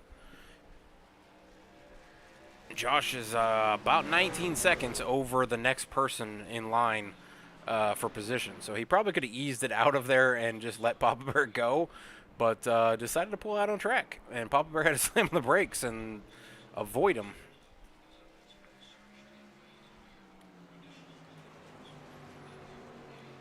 But yeah, somebody, RCRM4 saying, come on, Murphy in the 21. Mike Murphy, or not Mike Murphy, I don't know why I said that. Yeah, Chris Murphy in the 21, which is actually kind of sad because Chris actually drives for my KS Gaming team. So to call him Mike Murphy, I guess I've been watching Lone Soldier too much. But yeah, I guess it's an honor to be called Mike Murphy, I would say. But Chris Murphy out here in the 21, sitting right now in 7th, started 8th. Hasn't really fallen, has a fast laps compared to some of these guys out front. But like I said, you don't have to be the guy to lay super flat or fast laps. You know, Chris could have been out here, and these guys up in front of him could have been laying down those fast laps, got off track, hit a wall, you know, ran into each other, caused incidents, those type of things, and took themselves out of the race. And Chris could have been sitting here waiting to take the win, but unfortunately for Chris, those guys have not made that many mistakes tonight and are still out front battling it out up here. But Chris, I mean, a good night coming home in the top 10. Gonna pull home probably 7th, I would think. I don't see anybody else even in contact here. The 14 car right around there. Giving Shad here P3. I'm sure Shad's going to be loving that, but oh yeah. Let's go back and take a look real quick at what happened here with Nate. Only a matter of time too, because he was gaining on him. So as we see him come into turn 11, Nate getting in there, coming off, getting up on the curb just a little bit, getting in the gas and going right into that parking lot. Shad just being right on the back bumper. Nate didn't give him much room to make a mistake, and Shad goes right on by for P3. Much needed too, within 10 laps to go here. I mean, you talk about consistency. Consistency is important, but now we got to really start seeing some fast lap times from these guys. The gaps are just, we got to start closing in on them. I mean, Hunter's right there. He's been there all race between that half-second to 2-second gap. It's got to be so frustrating for him to be sitting right there all race and not being able to get by Kyle. And the only time he did get by Kyle was on pit road, and Kyle just come flying right back by like it was nothing, and then just stalled right in front of him. Doesn't really go nowhere. He doesn't pull away. He doesn't, you know, stretch his lead or nothing like that. It's like Kyle, when he needed to run those fast laps, he ran the real fast laps, then went back to just being consistent and running the lap times that he needs to run to be able to stay in front of Hunter. No, I know Hunter's got the speed. He's just got to really put it together here. Seen a bunch of guys popping up as crash symbols. I'm not sure what's going on here. I see Randy crashed, Josh Arnold crashed, Ryan McCall crashed, Randy Busquet crashed. I don't know if that's just registering guys going off into the dirt And I think that's what it is. So He's running real high in the Yeah. gears here. So 10's off track right now, allowing somebody to go by him, but I think that's a lap down car. Whoa, and the 10 goes around before they go into the carousel. I don't see anybody around him, so I think he's going to be all right. Oh, never mind. Is that the leaders coming up right behind him? It is. Going into the carousel, you got a lap down car now, going to be right in front of the 2 leaders. What does Ryan do? I mean, technically, he's allowed to fight for that position as he is on the lead lap and trying to stay on the lead lap, but there is no 4-course caution here, so even if you go a lap down, you're not going to get it back.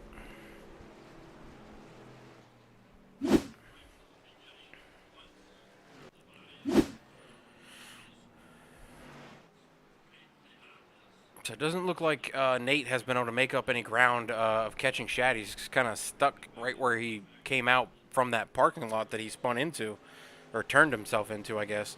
It just hasn't really made the ground back up to get the Shad. We saw Shad coming, running a little bit faster laps. Looking at the lap times right now, Shad just ran a 145.092. Nate Lehman ran a 145.022. So about 7 100ths faster. Yeah, he's catching on, but we got coming here to 5, 6 to go. Yeah. I mean, it's a battle for both of them. I don't think Nate is going to be able to get to Shad. Just the way Shad's been running, unless Shad makes a mistake, which is possible. And back up front here, I don't know what Hunter can do. He's shown some real speed.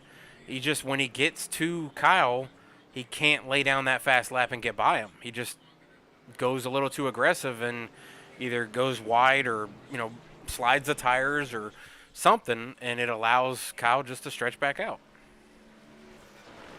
Previous lap I was watching with Hunter, it almost seemed like he was up in the gears 3rd and 4th where he could have been down in 2nd and 3rd, and that tells me that he didn't want to lose that back end any more than he has been. So he's trying to figure something out.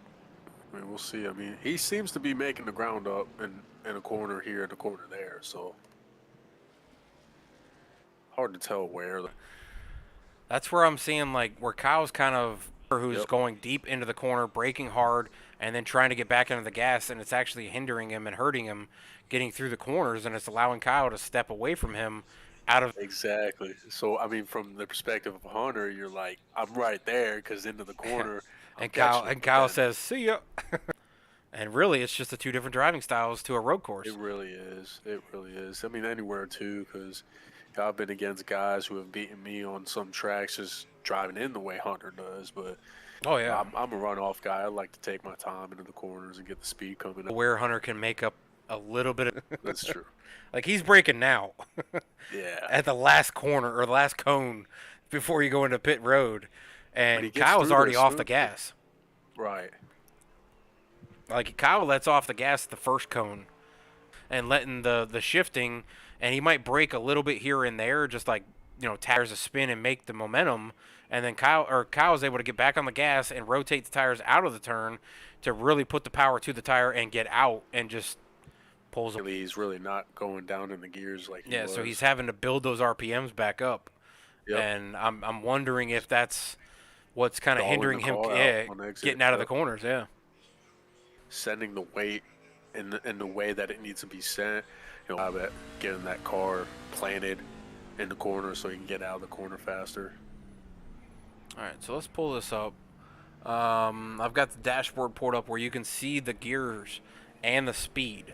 So we'll do a lap here with 5 laps to Hunter's go. not shifting. I'm telling you that right now from what I'm hearing. He's not shifting at all. All right, so going into turn 1, turn 2, he goes down to 2, or gear 2, coming Hunter didn't out of shift gear, once. staying in gear 2 all the way through this mini X or S back up the hill, downhill, all the way to the start of the S carousel. Stays in 2. Shifts to 3rd before he goes through that first little bend. Starts slowing down, downhill. Does not shift to second. Kind of just carries the momentum through. Puts the pedal to the floor. Comes back out with full speed. Does not shift to fourth. Stays in third to go around the mini carousel. Goes back to second.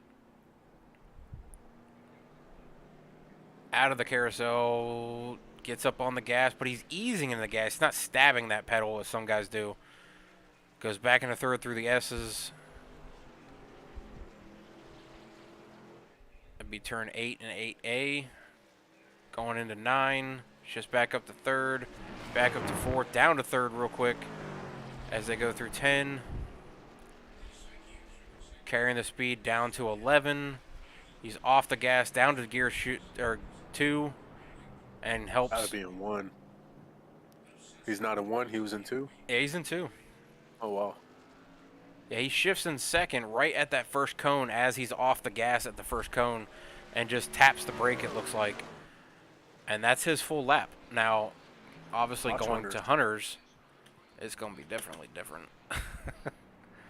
I don't know if it's just from my end, but I'm not seeing any shifts. It seems like he's. So Hunter's in really third just right stagnant. now, and this is where Kyle's in second right now. See, I would be in second right here as well. Yeah, and that's where like Hunter's kind of just babying it through there and not really climbing the RPMs. He's afraid to lose the back end. Yeah. I'm telling you, once you're in second, that's off the walls right there for the back end to do. We'll what have to it ask him wants. about that. Yeah, so I mean, he's in fourth and Kyle's in third. We've seen how to prevent that from happening to lose any other time. I mean, he's a whole gear off. In I almost know. every spot that Kyle's in a lower gear, he's not. And it's really hurting him on exit. Yeah, that's Even where in the corners, RPMs too. being higher, Kyle's Yep. able to carry the speed out because he's in a higher gear. But and he's then- preventing that back end from kicking out. So maybe he's Yeah. trying to play it safe. With about 3 to go, we gotta see what we can do here. I mean, he's definitely got the gap where he needs it, though, at least. Well, see, you can put it in second gear. You just can't stab that gas pedal. You got to ease into it. And that's what Kyle's doing is he's easing into the gas rather than some guy who's got that lead foot and just like stabs the gas pedal. And that, Yeah. I mean, it's like a real car. You get in a car and you turn it on and put it in drive and you smash that gas pedal, it's going to spin the tires. Or at least Oh, yeah. most cars. Maybe not See, if he Grandma's was in- Buick, but you know, most cars are going to spin the tires. If you ease into the gas, obviously you start to roll and you start to move forward. I really wish he would have downshifted coming out of that final corner. He would have definitely closed that gap right to his bumper. And maybe he's conserving tire for this final 2 laps here because you see him get right to the back bumper right now. there. He's just got a downshift coming out of that corner. He'd get right up on him. And see, he's still in third. He's not shifting. Kyle's in Downshift second. right here, get there. Ooh, He's right at the back bumper. Now, he is. I know these two know each other, so I don't know if we'll see a Tony Stewart, Denny Hamlin finish, or if we'll see a Jeff Gordon, or if we'll see even, well, I guess, to Xfinity side, we saw, it was a couple years ago, the 51 slid in there and took it. Or no, he was actually third, I think, in first and second wrecked going into turn 11. And Jeremy Clements, the 51, actually won. So I don't know what we'll see here. Whatever happens, if this man doesn't start downshifting, I'm not going to be able to sleep tonight. It's weird because some corners you can tell he actually makes up time and It gets to works. him. But Yeah. then other corners where he's not shifting, Kyle is, that's where Kyle starts to separate again. Like Kyle comes out of the carousel in second, shifts to third real quick and goes through these S's, but you can see he gets a half-second gap. But going into that carousel, with them both not being in the same gear, Hunter was able to close right to the back bumper before they went into the carousel. But coming out, obviously, Kyle moves a half-second back out in front of him again. And I hope you broadcast our race here because Oh, I will be. I'm learning a lot. But, I am learning a lot. yeah, moving back to third and fourth, just taking a peek back there real quick, Shad was able to get away from Nate Lehman and has stretched about 10 seconds from Nate Lehman. So he's going to pretty much secure third place unless he has some side of a catastrophic problem here. But he is pulling away from Nate a little bit. Now, also, I noticed that everybody was pitting about lap 19 and 20. Hunter's on that last 19 lap, so hopefully he's got enough fuel to make it to the end here. We Oh. are on that final lap. That's Hunter does get not right to the good. back bumper of Kyle Taub. If This he's is on where that I'm talking last about. lap, I tell you what, the way he's not downshifting is really hurting his fuel as well. He's right on the back bumper. He's so close when he goes into this final piece of the carousel It's a here. really good corner there, yeah. If he can be right there, he may be able to push him, just bump him just a little bit to get him out of there. Because this is where, after this turn, Kyle stretches on him to go all the way to turn 11. Right here. Yep. I mean, he's there. He could have gave him a bump. He could have moved him. Downshift. What are you doing on He her? still hasn't downshifted, and Kyle's going to pull it through the S's. S's. Yep. He's all over the back bumper. Just get there. He's got to bite them gears out the corner. Damn. So stressful because he had him. He had him. If he just downshifted. Going to We'll 10. do here. Hunter off the track just a little bit, going into 11, and we're going to see a last lap pass, or last turn pass. Hunter's there. Downshift. Oh, he was going for the bump. He was so close. Oh, it's so stressful, Hunter. He was so close to the back bumper. If he had downshifted, he would have bit that corner a lot harder and been able to get out of there quicker. And Kyle Taub is going to bring home the rest of the field, not so much. They're so far. The schedule now midway, 16 races for the season. Kyle Taub picking up his first victory, I believe, in Turn Down for What in the Truck Series. If I pull up the graphic real quick. Let's see, Kyle Taub, 0 wins. So this would be his first win of Turn Down for What's truck season. So well earned, too. And he kind of called his shot with Braden Holt saying he was coming to this race, and he kind of said, hey, let one of us win. And Braden said, all right, go get it. And here Kyle is. Pole, led majority of the laps, for sure led the most laps, and comes out and gets the victory. I'm sure he's going to be ecstatic when he comes in here. I'll tell you what, it's almost like a vision of the future right here, because weekend's coming with something with Sonoma. He's been already practicing, and I can only imagine this being here in Hunter's position. Would you give him the bump? You don't want to give away your secret before the race? I don't know. It all depends how I run it. I mean, if I'm downshifted in my corners, I may not need to.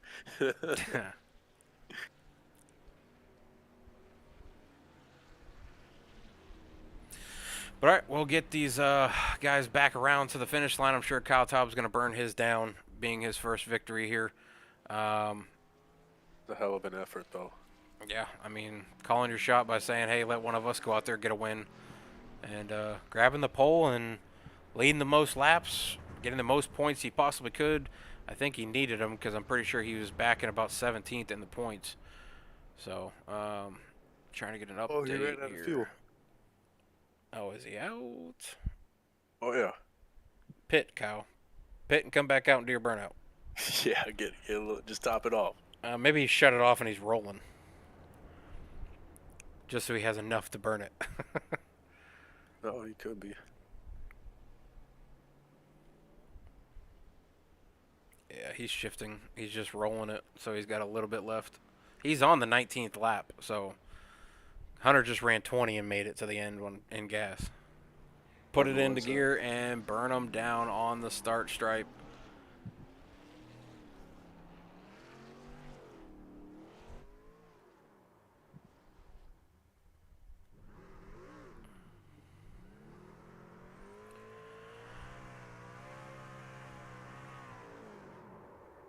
But our top three tonight is going to be Kyle Taub, Hunter Peach, and Shad Swatsworth bringing in the top three. Fourth place goes to Nate Lehman in that 14 machine, giving a hard effort there to get to third, but falls a little bit short of the podium. Josh Arnold having a great, consistent night of finishing fifth. Chris Murphy sixth tonight, moving up. That's a great drive for him, being one of my drivers as well. Shad with Randy.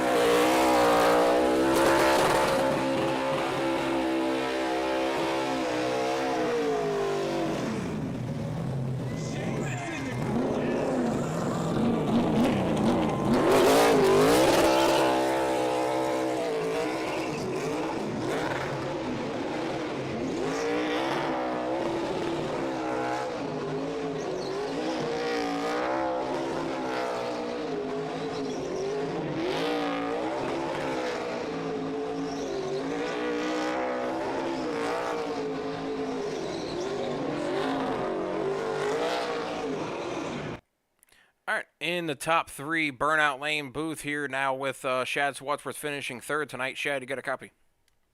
Yeah, I got you. All right. You said in the chat that you didn't have a very good qualifying lap. Said something about 141s. We were trying to figure out if you meant the lower half of the lap, or I mean the running a 142, 141, or if you were talking about actually running a 1 minute 41 second lap. Is that what you were talking about? No, what I was saying is I'm capable of running a low 141, but I screwed up in qualifying, and then the temperatures didn't really help. But Gotcha. um, Well, you look to be pretty fast tonight. Bryce and I both were watching you. Kyle, Hunter, Nate, J-Paw, just a few others that were looking really good on track. Bryce was really liking the way you were driving the track, and Hunter and Kyle were driving the track. You guys all had different styles. Your Completely style seemed to different. be yeah, it was way different. um, one of you was really aggressive going into the corners. One of you was kind of shifting and coming out of the corners with a little bit more speed, but going into the corner a little slower. One of you was letting off the gas and rolling through the corners and then carrying that speed out of the corner. That was what we were noticing from your driving style was you were kind of letting off and kind of like just letting it roll through the corner and letting the car turn itself through the corner with the speed. And then you were trying to get into the gas and coming out of the corner. But your car was not getting as loose as everybody else's, at least from what we saw every time we were on you. Your back end of your truck didn't, kick out on you as much as we've seen on a few other guys' trucks. You obviously started not where you wanted to, but you made up a few positions. It's a road course, no full cautions tonight. Didn't even see a corner caution actually. But you were still able to make up a couple of those positions once everybody got single file through turn one, and then Kyle and Hunter kind of stretched away from everybody. Um, did you need a caution, or did you just need that better starting position to get to maybe where Hunter and Kyle were up front? I would have needed a caution. I was riding behind them on that first run, and thought I would try something different, pit first, and try to make up the time with that first lap being quicker. But then realized when I came out of the pits, like, damn, I'm gonna be short on fuel. So I had to make an extra pit stop. I got caught up a little bit in some traffic and did kind of spin out in the carousel once. Yeah, we saw that. Um, I was gonna ask about that. So yeah, it you was made just up really some risky, time. man. You showed that you were looking to go into that corner. It looked like you had a nose in. And do you think the door was closed on you, or were you being a little aggressive going into that corner, trying to go low into the corner instead of going out to the outside like the other driver was? Oh, you're talking about me and J Paul? Yeah. I mean, I had fresher tires. I ran him down, and his breaking point obviously was way before mine because he had older tires. Him and Griff were trying to save fuel, and I drove it in there. And then next thing I know, I got turned down on. I mean, I pretty much had half a car on him, so I'm not sure what his thinking on that. And then the fact that he does that and then literally pits on the same lap. So We saw. I'm like, really, dude? Like you're pitting and you do that. So I mean, that's just some of the people's driving styles. They race people like they don't give a damn, and that's the problem. They don't. Well, we did pick up on that. Bryce and I were watching, and I was like, I don't know if the door was closed or if he just didn't see Shad was there. But and then we saw him come around and go right in the pit road. I'm like, that probably could have been avoided in the carousel, and it seemed like that's what hindered you getting stuck behind Lehman for a little while there, trying to catch him, and then Lehman made a mistake coming out of turn 11 and went into that parking lot or whatever that thing is, and you were able to get by him with a lap car on your inside, and then Nate fell off from there. But even then, that was still about a minute behind, I think, on Kyle Taub and Hunter. But I mean, overall, I thought you ran a great race. I think if you were up front, you might have been able to stay with Kyle and Hunter. I don't know what the three battle would have been like. I mean, the two battle was pretty interesting. I think Bryce and I were pretty frustrated because Hunter was sitting about half second to 2 seconds every single lap for pretty much three-quarters of this entire race. So we were trying to figure out, is Hunter babying it, or is Kyle just that much faster and just can't get, or Hunter can't get around him. But I would love to see the three of you battle it out up there. I think the three of you were pretty fast on track, pretty equal. You actually ran pretty equal fast laps. You, Kyle Taub, and Nate Lehman all ran about a tenth difference in the 152s or 142s. Sorry, and Hunter was about a 142.9, I think, is the last time I saw it. So, um, There's only three of us in 142s. Me, Peach, and Cub. oh, maybe it wasn't Nate. Yeah, sorry. Yeah, I messed that up. So yeah, you three were in the 142s, but you and Kyle were like 142.5s, and Hunter was at a 142.9, I think. So you guys were really fast. Going into the next race, obviously now this one's over with. We were supposed to go to Road America, but the vote pulled out Sonoma. Now we go to Pocono, which is that tricky triangle that everybody kind of either loves or hates. I hate it. I know you're really fast there. You figured it out. I can't figure out turn one. That's my only problem with that entire track. If it was just turn two and three, I'd be fine. But are you going to be able to make Pocono race? I know with your work schedule, it's hard to figure out if you're going to be here or not. But May 1st, No, I have to work that night. so you're coming back, I would assume, Gateway then. Hopefully, I don't know. My work, we have shutdown week starting the 1st of May. So I'm hoping I don't have to work. What would that be? Like the 6th or 7th, whatever that Sunday is. 15th. But, We have a huh? gap there. We have an off week between May 9th or May 7th, May 8th. There's a race in between there Off that's not May there.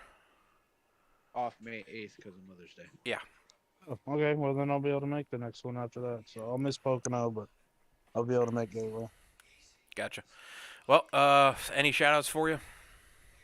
Yeah, thanks to you guys for broadcasting, taking time out of your night. Thanks to Bob Bear putting on the league. Um, Thanks for my teammates that kept me entertained while we were driving around. Wish we were all able to finish a little better. All three of you Congrats. finished in the top 10.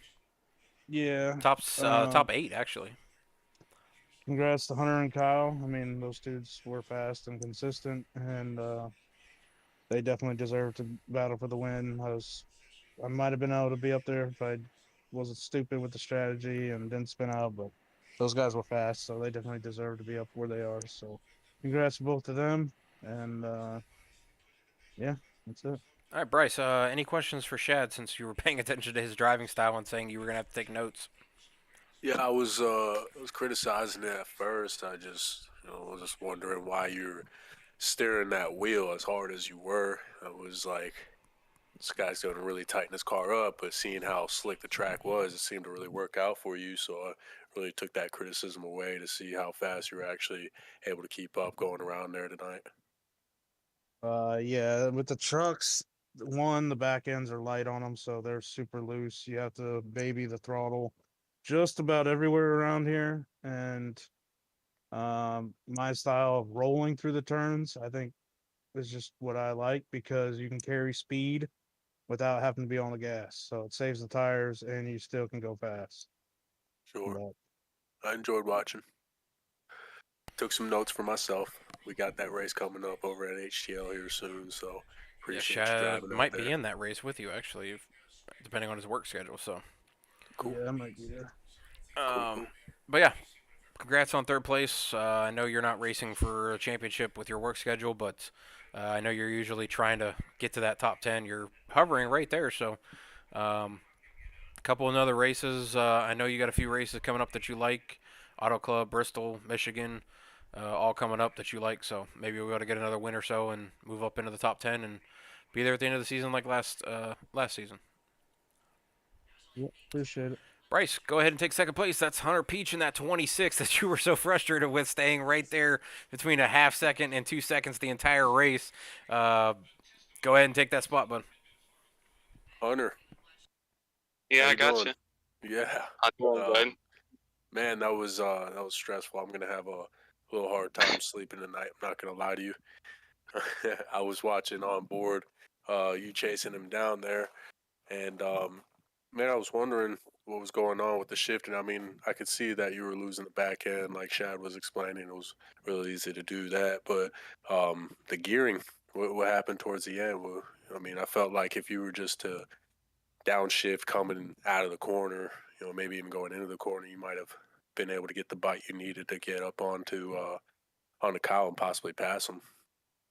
Yeah, it's very interesting that you mentioned that, but I changed my driving style halfway through that race. I noticed the start, like back what Shad was talking about, like I pitted a little one lap earlier than what Kyle did, and it kind of bite me in the very end. I had to stretch that extra lap, and I was trying to save fuel, so I was running a little bit higher gears there to kind of conserve that fuel. But I noticed I was a little bit better running the higher gears. I felt better there on the tire wear as well, so I just Definitely. stayed with it, and I was trying to keep pace, but also trying to save fuel. And once I knew I had enough, I was kind of like I knew where I was better than him, like especially through the infield. But he was beating me down the S's and turn 11. I don't know what he had going through there, but definitely a rocket ship out of it. I could never figure it out, but yeah, I just came out one spot short. Tried a little send it in there and turn 11. Didn't want to wreck him to do it, but tried to at least move him out. A huge congrats to him. Ran a hell of a race. For sure. Probably the most fun I've ever had on a road course, to be honest. Yeah, it was a hell of a lot of fun watching. I'm not gonna lie.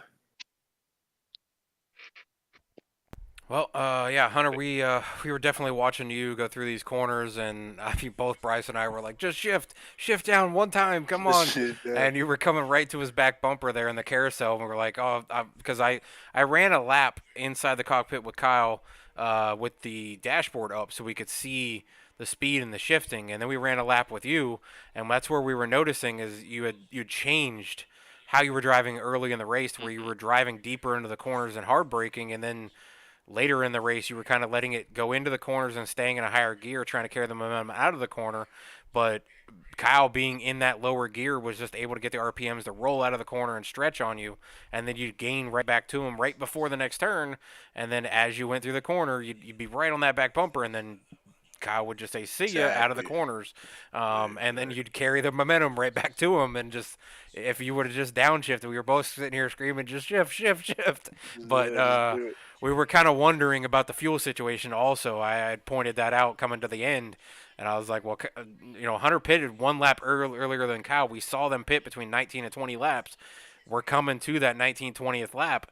I wonder what's going to happen here." And I think you ran out on the extra lap afterwards, correct? Yeah, it wasn't that. It was that downshift in that first half of the race. That's why I couldn't go that extra lap. I had to pit that lap. Then when I saw Kyle, I thought it would be fine pitting right there, the short pit. 'Cause I wanted to get in front of him.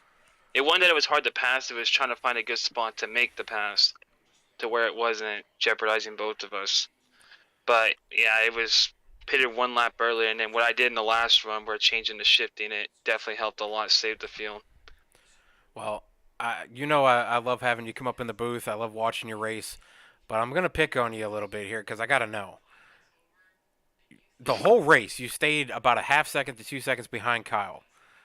Kyle messed up and ran out of fuel in that second pit stop. He cost himself almost 7 seconds. I know where you're going How with did this. Kyle catch you and blow the doors off of you going into turn 11 with like that?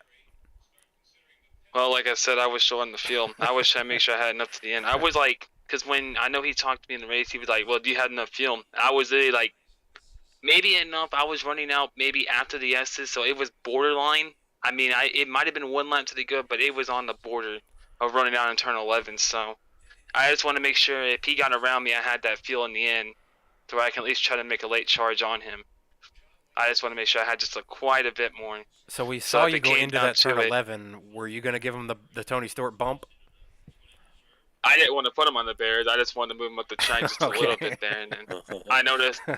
I thought I got to him, and I You would were maybe so close. get there entirely, but I was like, I noticed I was going in a little too hard. I don't want to go in too hard and just, Slam him just out of the shoves him way. all the way in. Yeah. I mean, it But was like I close. said, I wish I didn't mess up I hit the curbing down the S's, and that's Yeah, I saw you jump kind it. of ruined the whole setup in turn 11. I didn't hit the S's I needed to. But like I said, that's where he was a little bit better than me most of the time. I feel like I was a little bit better through turn 1, 2, and up to the S's and all that. But when it came down to the second half of the track, he was a lot better. Gotcha. Well, I'll ask one more question to you real quick because I got to know too. So, What, being do I that you suck were at this track? no, being that you sat behind him for half second to 2 seconds, because I'm gonna ask the same question to Kyle. So Kyle, you're gonna have to be ready for this one. Was it frustrating to you to know that you were gaining back to his bumper and then I don't want to criticize, but it looked like you would make a small mistake, either sliding through the corner or you go into the corner too hot, you slide up the turn, and then you have to correct the truck and get back to him. But you were gaining on him every single one of those times, but you just couldn't get past him. And he was running so consistent, 143, 144s, and at most of the race, you had the fastest lap at 142.9. And then when Kyle had that fuel mess up, he all of a sudden came out and ran a 142.5 and ran you down. Was it frustrating that whole race sitting at that half second to 2 second lap, or were you just kind of just letting the laps tick off and didn't really want to, mess with him or go around him or anything like that? Because it seemed like Bryce kept saying, it seemed like you were faster if you could get around him. I felt faster, but I felt we were both equal. Like I said, it was two different parts of tracks that we were faster in.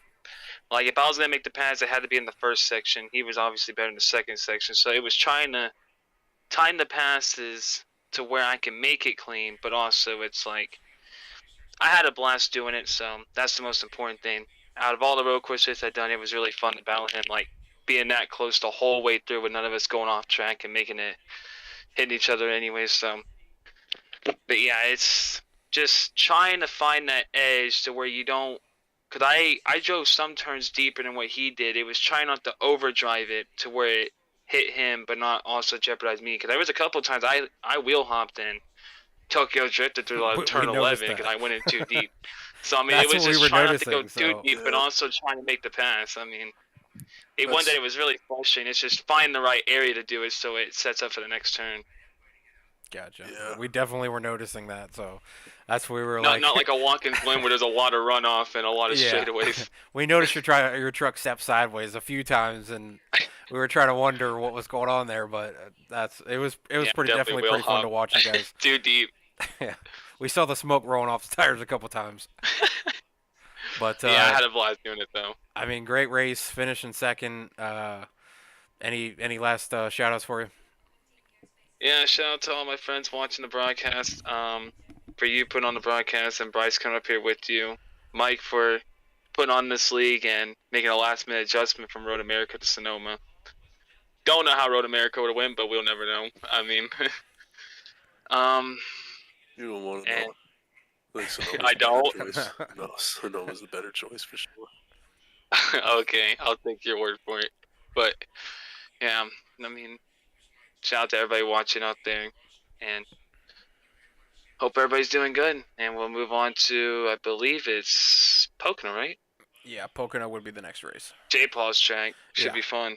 It'll be probably J-Paw and Well, what's his name? actually, I That's did run always there right good there with last him. year, but I doubt I'll run good there again. But yeah, I think was it you with me Well, we'll see what happens. last week or 2 weeks ago in HDO whenever Bryce was riding up against the wall and we were calling the rim rider. Oh yeah. Yeah, that's who was in the Oh. one car that we were watching up there rim Okay. riding Kyle Larson Small. style. But yeah, Yeah, appreciate I'll let you, I'll let you coming get on in. the Kyle now. Yeah. You All right. asking the question. Kyle or Bryce, you can go ahead Yeah, and I'll start be with good Kyle. one. Kyle, what's going on? Nothing much. That was a hell of a run you did there. Yeah, definitely exhausted after that. Yeah, well, I mean, consistency paid off without a doubt. I mean, you were just lap in, corner out, just hitting your marks every chance you had, and it paid out, no doubt. I would be exhausted myself, but yeah, I mean, we're talking about it. It's really not about putting the fastest time down. It's really how consistent you can be, and you proved it out there. So definitely hats off to that. Thank you. Yeah, the game plan after about 2 laps and realizing Peach was still right there, just decided just to play defensive the whole time and conserve the tires. The end of that first run, I realized that for the rest of the race, I just need to conserve the tires, because yeah, towards the end of that first run, I was starting to gain on him, because it looked like he was burning up his stuff and pulled away. And even when he tried the undercut, I was able to keep out in front of him there. So Yep. yeah, and we then noticed that. yeah, and then even at the end of the race there, I might have burned up a little too much rubber. Uh, getting to Peach and then passing him initially, but really had to back it down and try to conserve the tire for that last run. I mean, you were carrying speed while conserving, which was surprising enough as it was. I mean, you were about well, I think about half a second off from the fastest time, and that was just you conserving your tires. So yeah, once we saw you behind Peach, you put down the fastest, I think the fastest time of the race, and yeah, it really showed through the consistency that. Well, I mean, that's the most important thing out there, especially on these road courses. Yeah, definitely needed to be consistent, and I was, and it paid off. Yep, without a doubt.